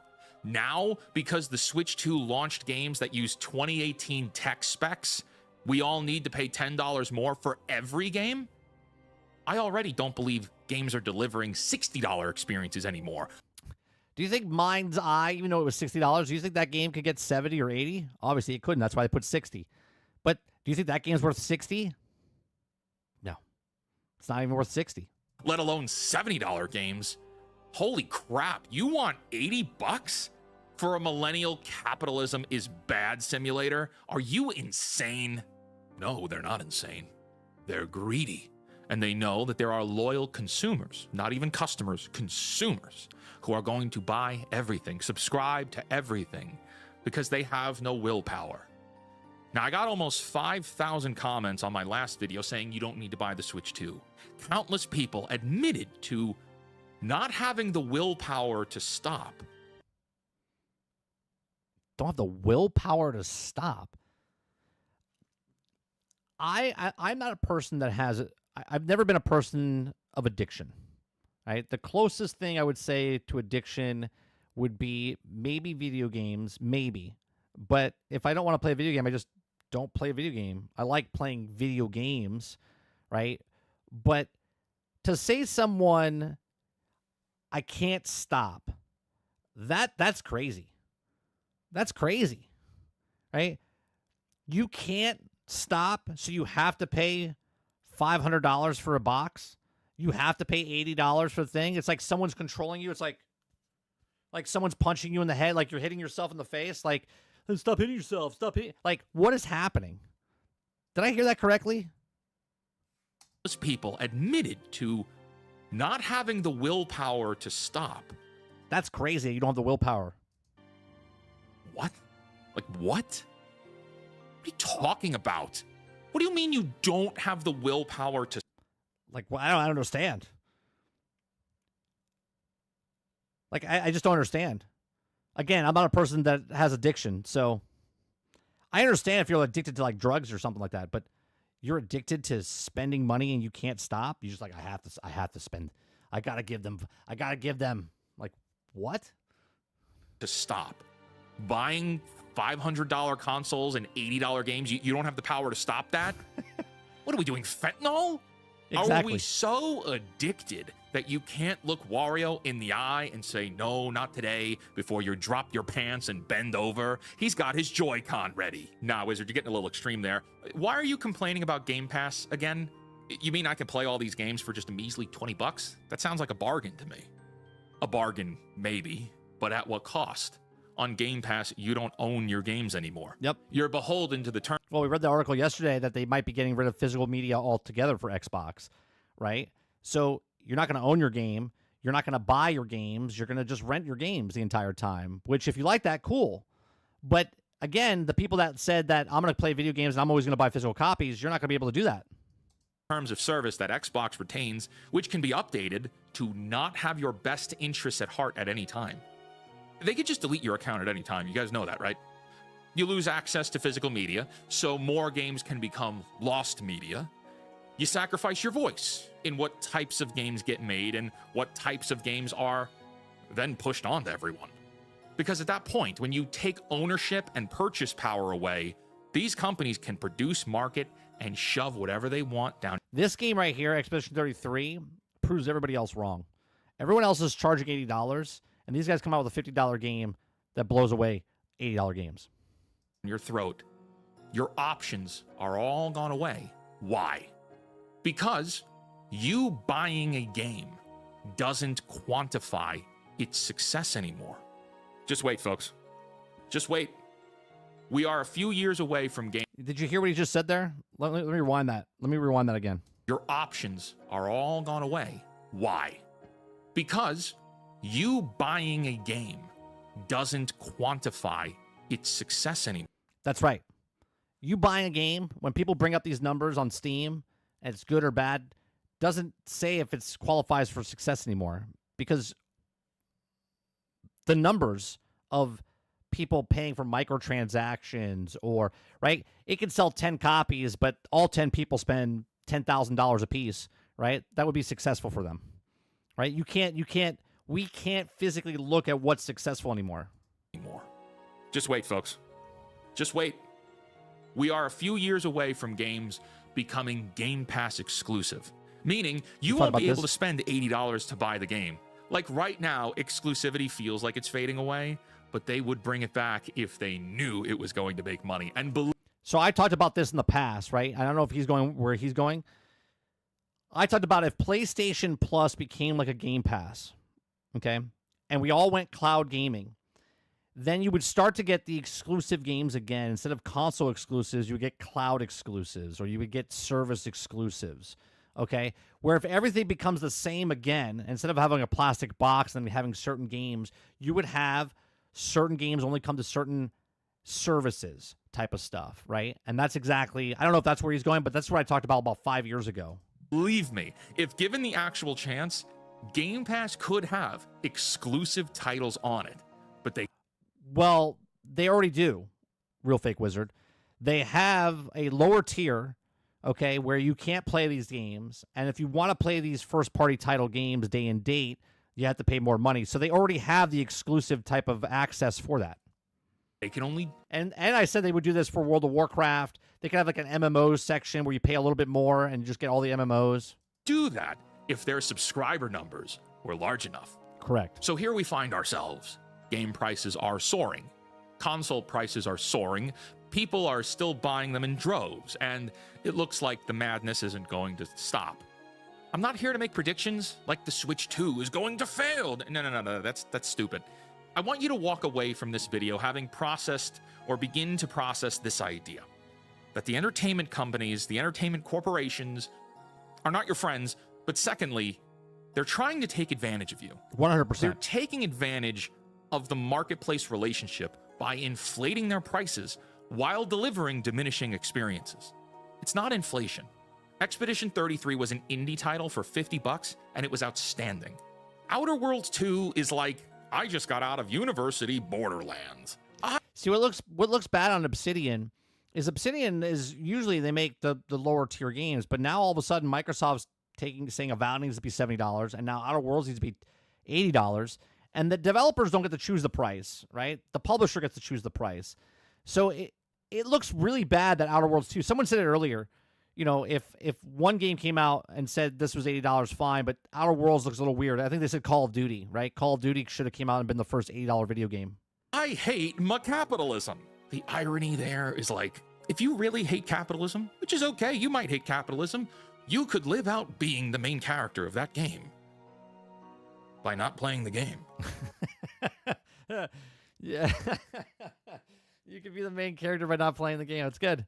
Like, if you really hate capitalism and you're a Marxist or whatever you are, that's fine.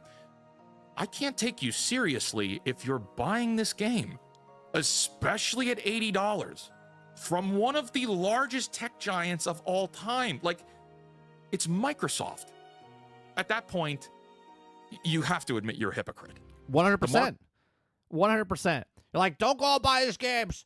Don't go buy these $80 games. Don't pre-order the game. And I show up and say, hey, look, guys, I just pre-ordered Outer Worlds 2, and I paid $80 for it, right? You'd be like, it's on Game Pass. It's on Game Pass. Why would I purchase a game for $80? Well, I just can't control it. I just can't control it. I gotta throw my money at it. I can't help myself. It's like, what? Market determines the price. That's true. You are the market. You determine the price. If companies sell games for $80 and the games aren't worth $80, do not buy them. Don't support these companies, even if it's just you. Like, that's it. That's the reality. There doesn't need to be a movement with hashtags and protests and we march on Microsoft HQ. We don't need a union strike. You yourself need to take a stand for something. Alone, even. If you agree with me, and there are hundreds of talking points I couldn't fit in this video, but if you agree with them, as I've shown in other videos, take a stand. Stand up. For you. Sleep better at night. If you believe in something, even when it's hard, you fight for it. You fight for your integrity. When you do something wrong, and you know it's wrong, don't you feel a little hollow? Like you feel a little uneasy about it? That's your integrity speaking. But integrity is like a muscle. A lot of people don't have integrity. You can train it. You can get better with it. Some days are good, some aren't, but each day you can actively choose to pursue believing more in yourself. You could start off by standing up for what you believe in. You, yourself. Doesn't matter what other people think. Doesn't matter what other people say. But maybe, you see all the points that I make and I bring up, and maybe you don't really care. You're dedicated to playing games. Play them all, fine, okay. If you care more about comfort than meaning in your life, cool. Own it. Admit it. And that's not me saying admit it, loser, or anything condescending like that. I'm asking you to have self-awareness. If you were to look at everything happening, and you recognized that there are bad things, and then you contribute to the growth of those bad things, but you feel comfortable in your contributions, take pride in your choices. Own it. Don't dance around. Don't play defense for multi-billion-dollar corporations. Nintendo is the 8th largest company in Japan. Microsoft is the holy shit. Yeah, Microsoft is the largest company, and look at Nvidia. This is by market cap. Nvidia it's surpassed Apple. The largest company? Is it the largest company in America? In the world? Donnie, can we get an update on this? Can we get a fact check? Fact check this, please. Microsoft, largest company in the world right now? It is. It is. Okay. $3 trillion market cap, huh? Game Pass is not a steal here. It's not a deal. It's a long-winded, long-term strategy that ends with you no longer owning games. Yep. But Microsoft owns you. But if you're okay participating in this system, God bless you. But you should own it and do it with pride.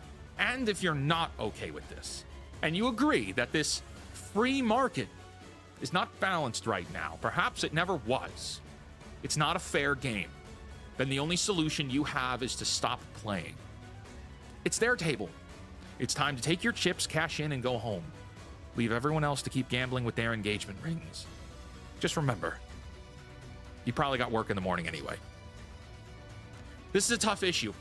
Lots of high emotions, but it's very important. I think it's the most important thing we could be talking about right now as far as entertainment is concerned. Until next time, create, innovate, inspire others to do so as well.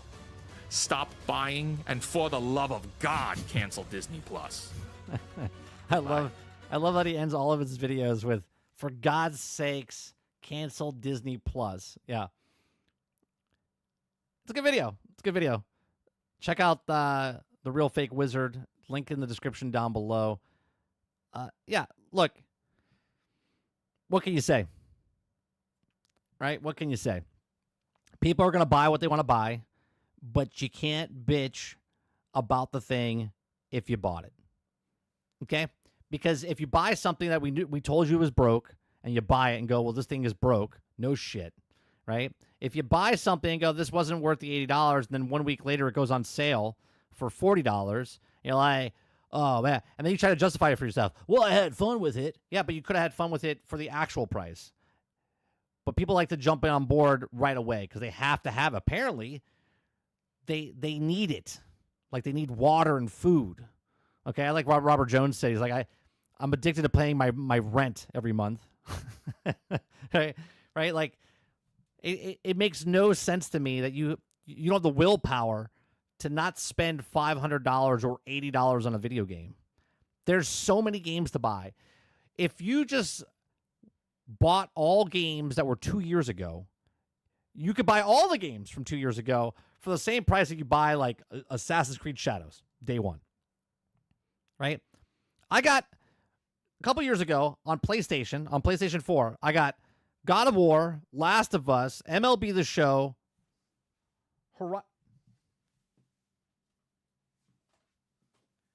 I got all of these. I got 6 games. Well, actually 5, because this one, which was Marvel's Avengers, I got at a later time for $8. $8, by the way. $8 for this game. Okay. And that's when it was still popular. Okay. I got Spider-Man, Last of Us, the show, Horizon, and the other Spider-Man. Okay. All of these for less than $30. 5 games, $30. That's $50 less for one game.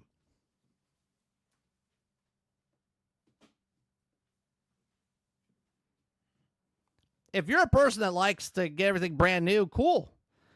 Just don't sit there and go, I can't believe that these games are so expensive now. You're the problem. You're the problem.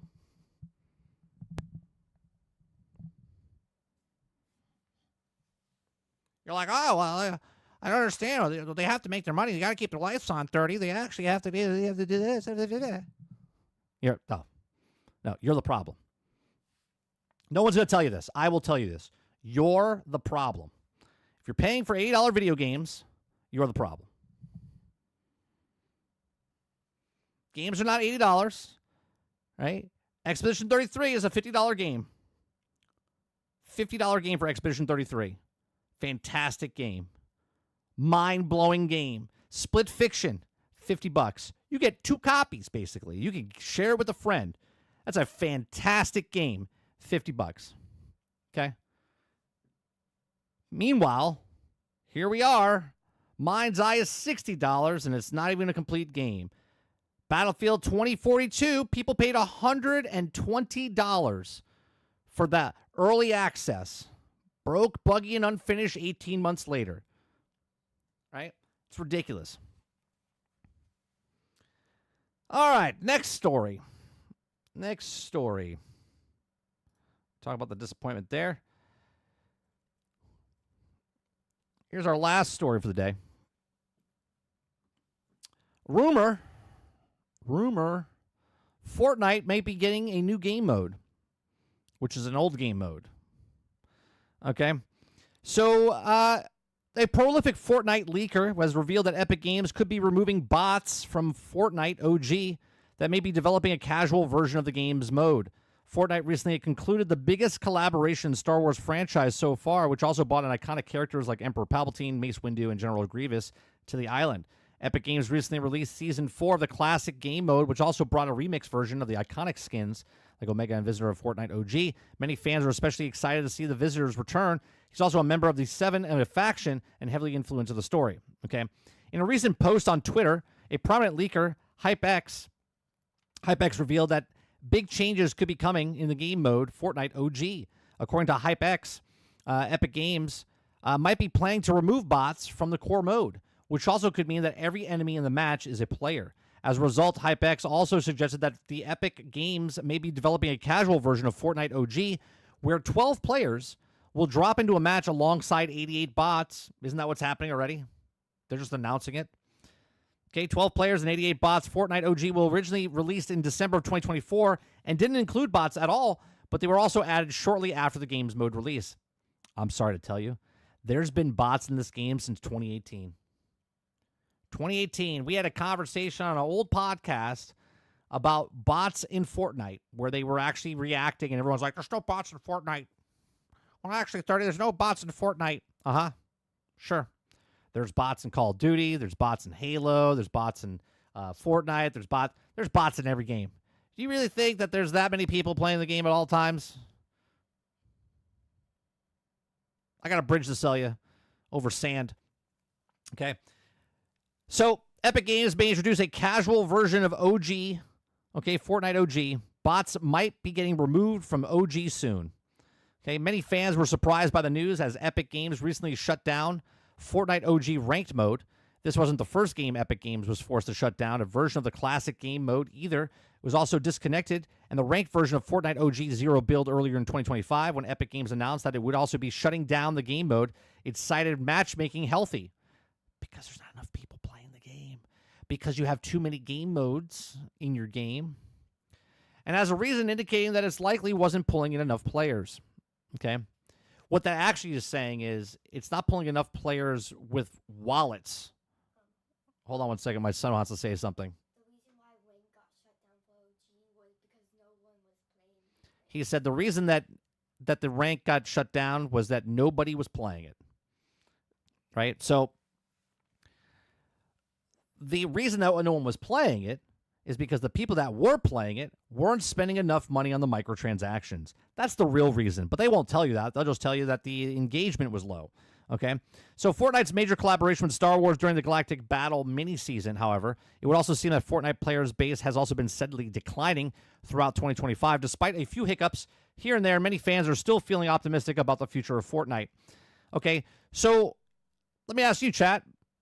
Those of you that do play Fortnite, is this going to make you come back? Because now OG is going to be the bot, casual 12 players, 88 people going into the game? Or is it, which is funny because on a scale of, they made Save the World, which was a 4-player co-op against bots. It was PvE.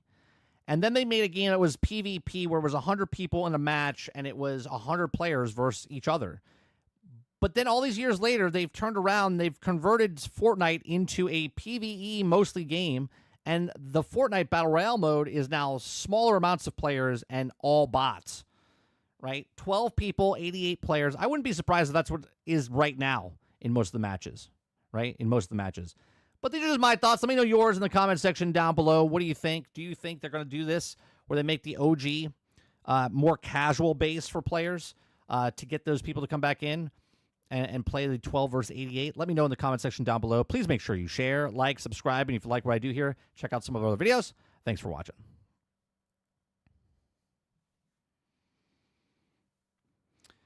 Quinter says, I don't even have time to play. The backlog is getting bigger, and so is the dust. It's crazy. Well, you know what's great about digital, Quintar? They don't get dusty. You still have a shit ton of backlog games. You just have no dust. Kylo says, my backlog is easily can be not spend money on gaming for a while, at least until GTA 6.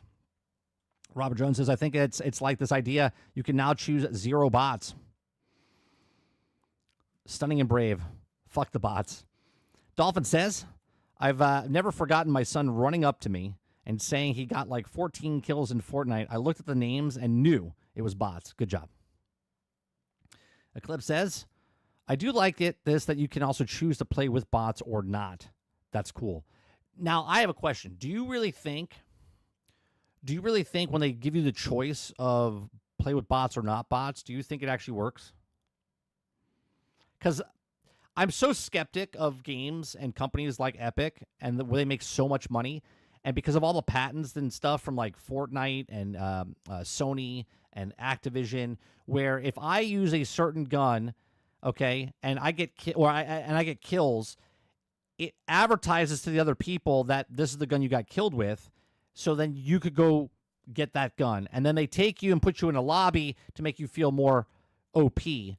That way you feel good about yourself after you made your purchase, and then they throw you in with the rest of them a couple matches later, right? Like, these are things that are actually happening, okay? So when you say in Fortnite where I can play against bots or not bots, how would you know the difference? I mean, obviously, if you really look, you would know what a bot looks like or the way they act, but they're getting better and better every single time. So how would you really know?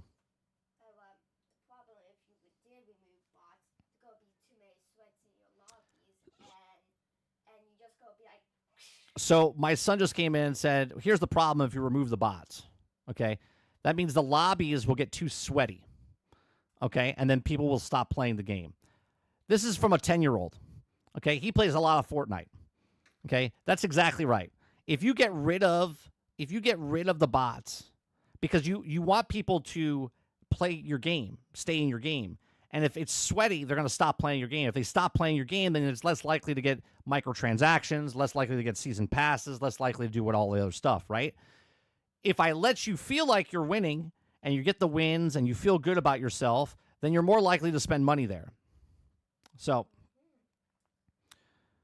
World says the only play 0 build because I can't build for shit. Yeah, I can't build the hotels and stuff like that, Worlds. I tell my son all the time, I was like, if I'm going to play with you, I was like, I'm not building. I'm not building. Yeah, he says he's getting better at building. Altern says Fortnite comes out with another game mode. They just keep pumping them out, abandon them. Yeah, again, this is what I don't want Battlefield to turn into, Altern. They're putting 5 game modes into the thing. Just give me Rush and Conquest. That's all I need in my Battlefield games, right? They keep adding more stuff. More people are going to get divided. They're going to make it feel like there's full lobbies because they're going to put bots in their games as well. You know it's going to happen.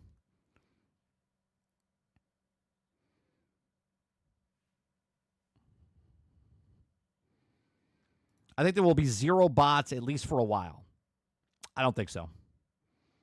I don't think so. The way I think it works, Jones, is if there's enough people playing the game, there's no bots. And maybe I guess what you're saying could be what you're saying is probably what I'm saying, but just in a different way. So let's say a game just comes out, they put no bots because people are playing. But let's say only 90 people show up. They fill it with 10 bots. So it's 90 and 10. And then people think that there's a full lobby because it gets filled up pretty fast. The point is that you won't know. You won't know.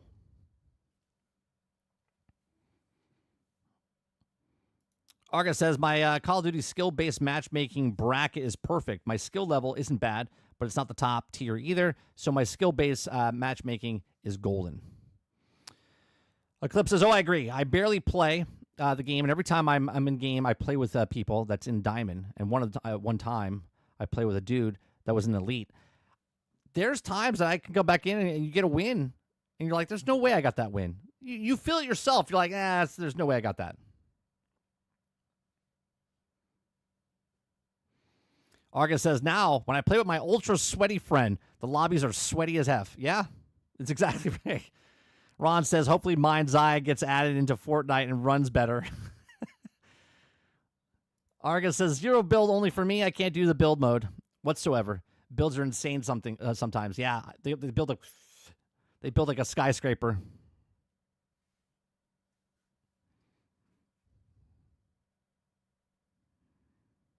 All right, Dolphin. Oh, it's last day today? Oh, my son's been out for like a week already. My God. You've been at school for what? Over a week. Oh, it's actually a week today. Also, right now, I don't think there's really any bots in Fortnite lobbies right now because it's the new season. So there's tons of sweats. Oh, so he said right now in the new season, because the new season started, it seems that there's less bots in the lobbies because there's tons of sweats going on. So there you go.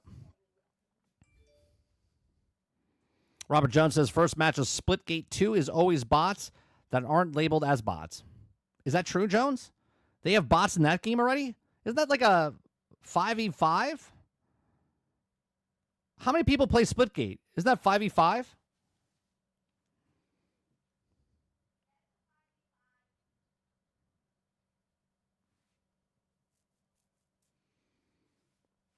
They don't finish till the 19th.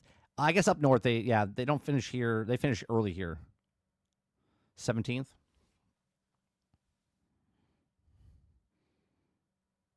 He also starts like second week of, I want to say second week of August, third week of August. I know people up north don't start until like was it Labor Day? They label the bots and they fill you with lobby with bots when people quit. They label the bots. They label the bots and fill you lobby with bots when people quit. So how many people don't play that game though? What's the see, with games like that, to me, when you're like in a 100 player game, it's much easier to hide the bots. Right? When you're in a game where it's 5v5, it's quite hard to hide the bots.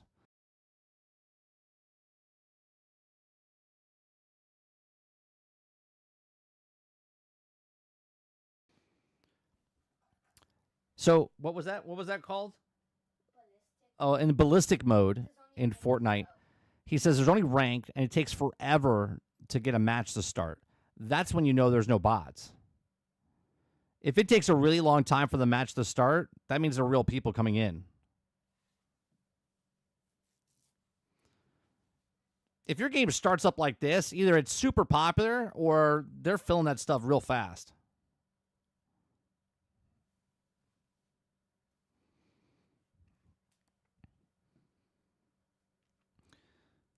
All right. And one more thing. Yes. And like, if it takes way too long, we just start the match. Or it could be like a 5v1. Yeah, that happens a lot. Yeah. So he says when they start the match, if it takes so long, it could be like 5 versus 1 when you do the ballistic stuff. Right? And you see, so my son can notice these things, right? They're 10. He's 10, and he notices these things happening, right? So obviously, someone our age has seen all this stuff before. You can't pull one over on us and be like, oh yeah, there's no bots there. There's tons of bots.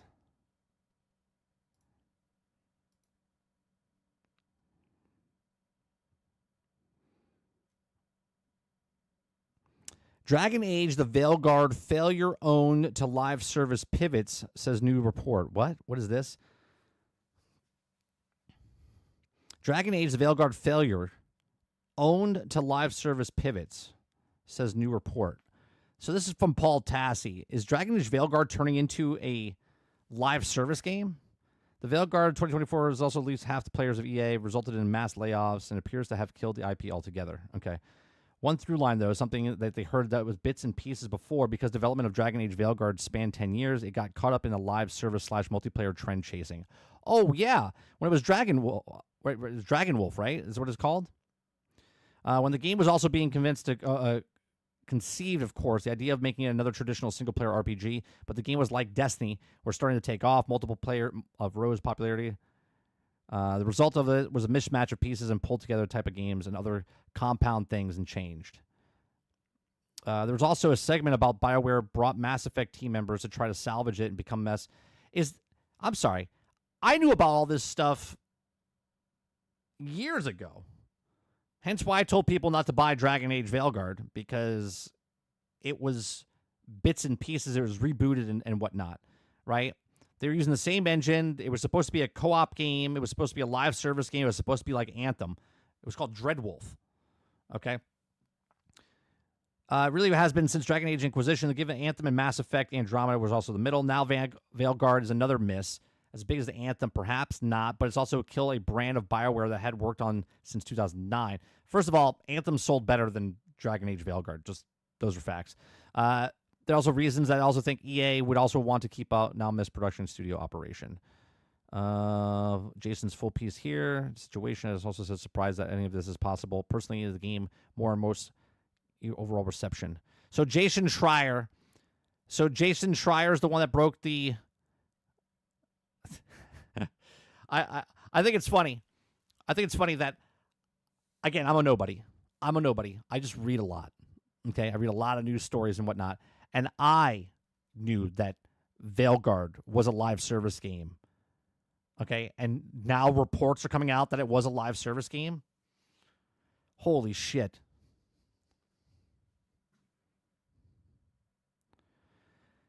I don't think ever, B. I don't think ever. Sarge never wants to do a morning show. I think personally, this morning show, if we just did this for 1 hour a day, just me and Sarge for 1 hour, I think it would be great. But he doesn't want to do it. So don't tell the truth, 30. I want to live a lie where it killed 30 people and I got the victory royale. Don't take that away from me. I mean, I'm not taking it away from you. You're the best. You're the best, Altern. Aku says some of what I've heard is what people in the game within 1.5 minutes are filling with bots. After 30 seconds, the matchmaking keeps people more engaged, and we're so impatient. Correct. Yeah. They just dropped a new Superman trailer. It's looking pretty good. I'm not watching another trailer. I saw the trailer, and I'm leaving it where it is because I don't want to be ruined or spoiled in any way, shape, or form. I'm gonna wait for the movie to come out, get that first initial reaction, because there is a claim of what the plot point is, and if the plot point comes out and that's the truth, then I'm not watching the movie. So.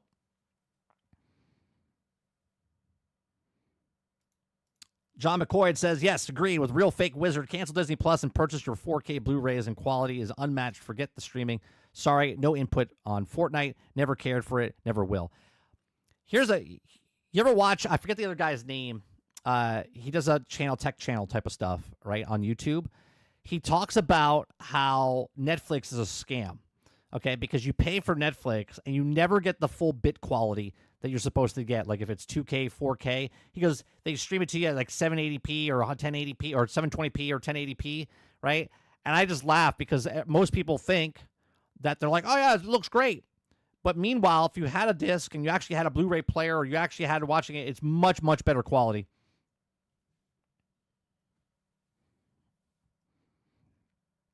Altern says, nah, that was Dragon Age Dreadwolf, a completely different game from Veilguard. Yeah. Completely different game. What a train wreck Veilguard was. Imagine taking that your company reputation with that crap. Mass Effect's going to hurt dramatically because of this. I'm not going to say the plot point, Stealth. I'm not going to say it because I don't want to ruin it for other people. You can go look it up.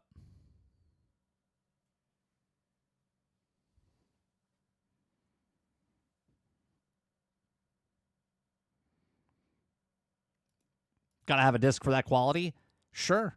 But this is another reason why there should still be DVDs. This is why streaming services for the movie industry have destroyed the movie industry. Not only have they destroyed it for, if a movie almost made a profit back in the theaters, they would make their money back in DVD sales. Well, now they don't get that because people don't even rent the movies that much anymore. They just wait for it to come out on the streaming service and do it. And then on top of that, the actual productions that make these films and TV shows, they screw us over, the people that work the films, because it's like a different rate. They push them out much faster now. It's bad overall, but for the consumer, it's fantastic.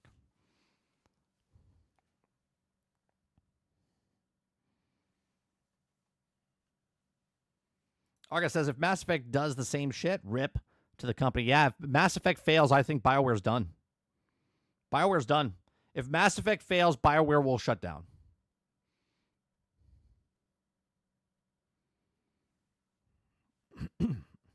All right.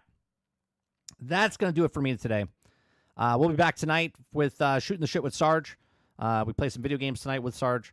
We might be playing Helldivers. I'm not sure what we're playing, but we'll be playing. I think we'll be playing that. We might be playing something else. Not sure yet, but stay tuned.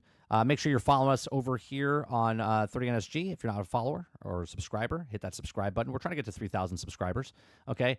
We do a morning show Monday through Thursday from 10 o'clock in the morning till noon Eastern. If you like it, hit that like button, hit that subscribe button. If you'd like to go above and beyond that, become a member as little as $5. We also do a evening show where we play video games over on 30 and Still Gaming. I've been playing Dune Awakening, and we haven't been streaming both on Twitch and YouTube just because of it takes a lot of processing power and whatnot. So we're only streaming on 30 and Still Gaming for Dune Awakening. Tonight we might be streaming on both platforms because we might be playing something else. But stay tuned for that. Appreciate it very much. You guys have a great rest of your day, afternoon, or evening, wherever you are in the world. And I'll see you guys in the next one. Peace.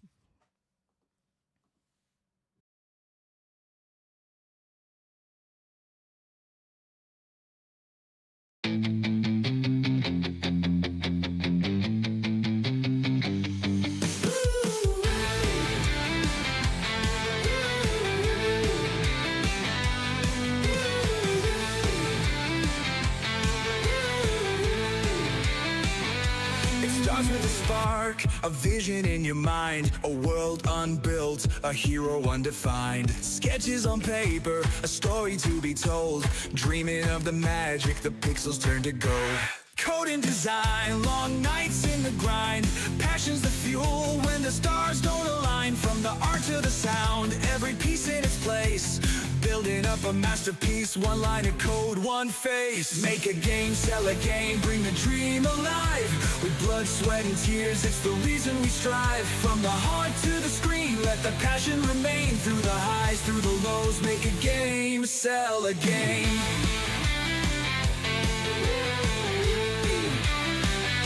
Debugging the chaos, fixing every bug. Pouring love into levels, giving players a hug.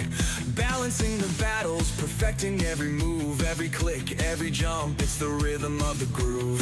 Teams come together, each one plays a part. Programmers with logic, artists with heart. Composers weave the music, writers craft the lore. Every piece of puzzle to make players want more.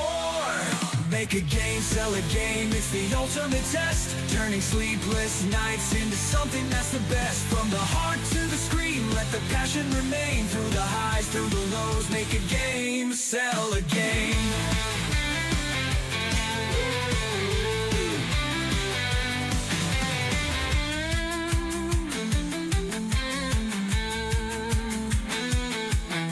The journey's not easy, the road is so long, but with each milestone you're proving you belong. When the launch day arrives and the players press start, you'll feel all the effort in the beat of your heart.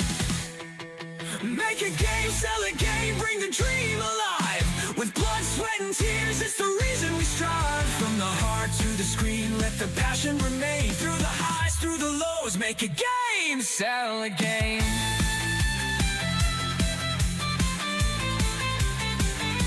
It's more than just business, it's more than a trade. It's the soul of the maker in every frame laid. So here's to the builders, the ones in the flame, who dare to dream boldly. Make a game, sell a game.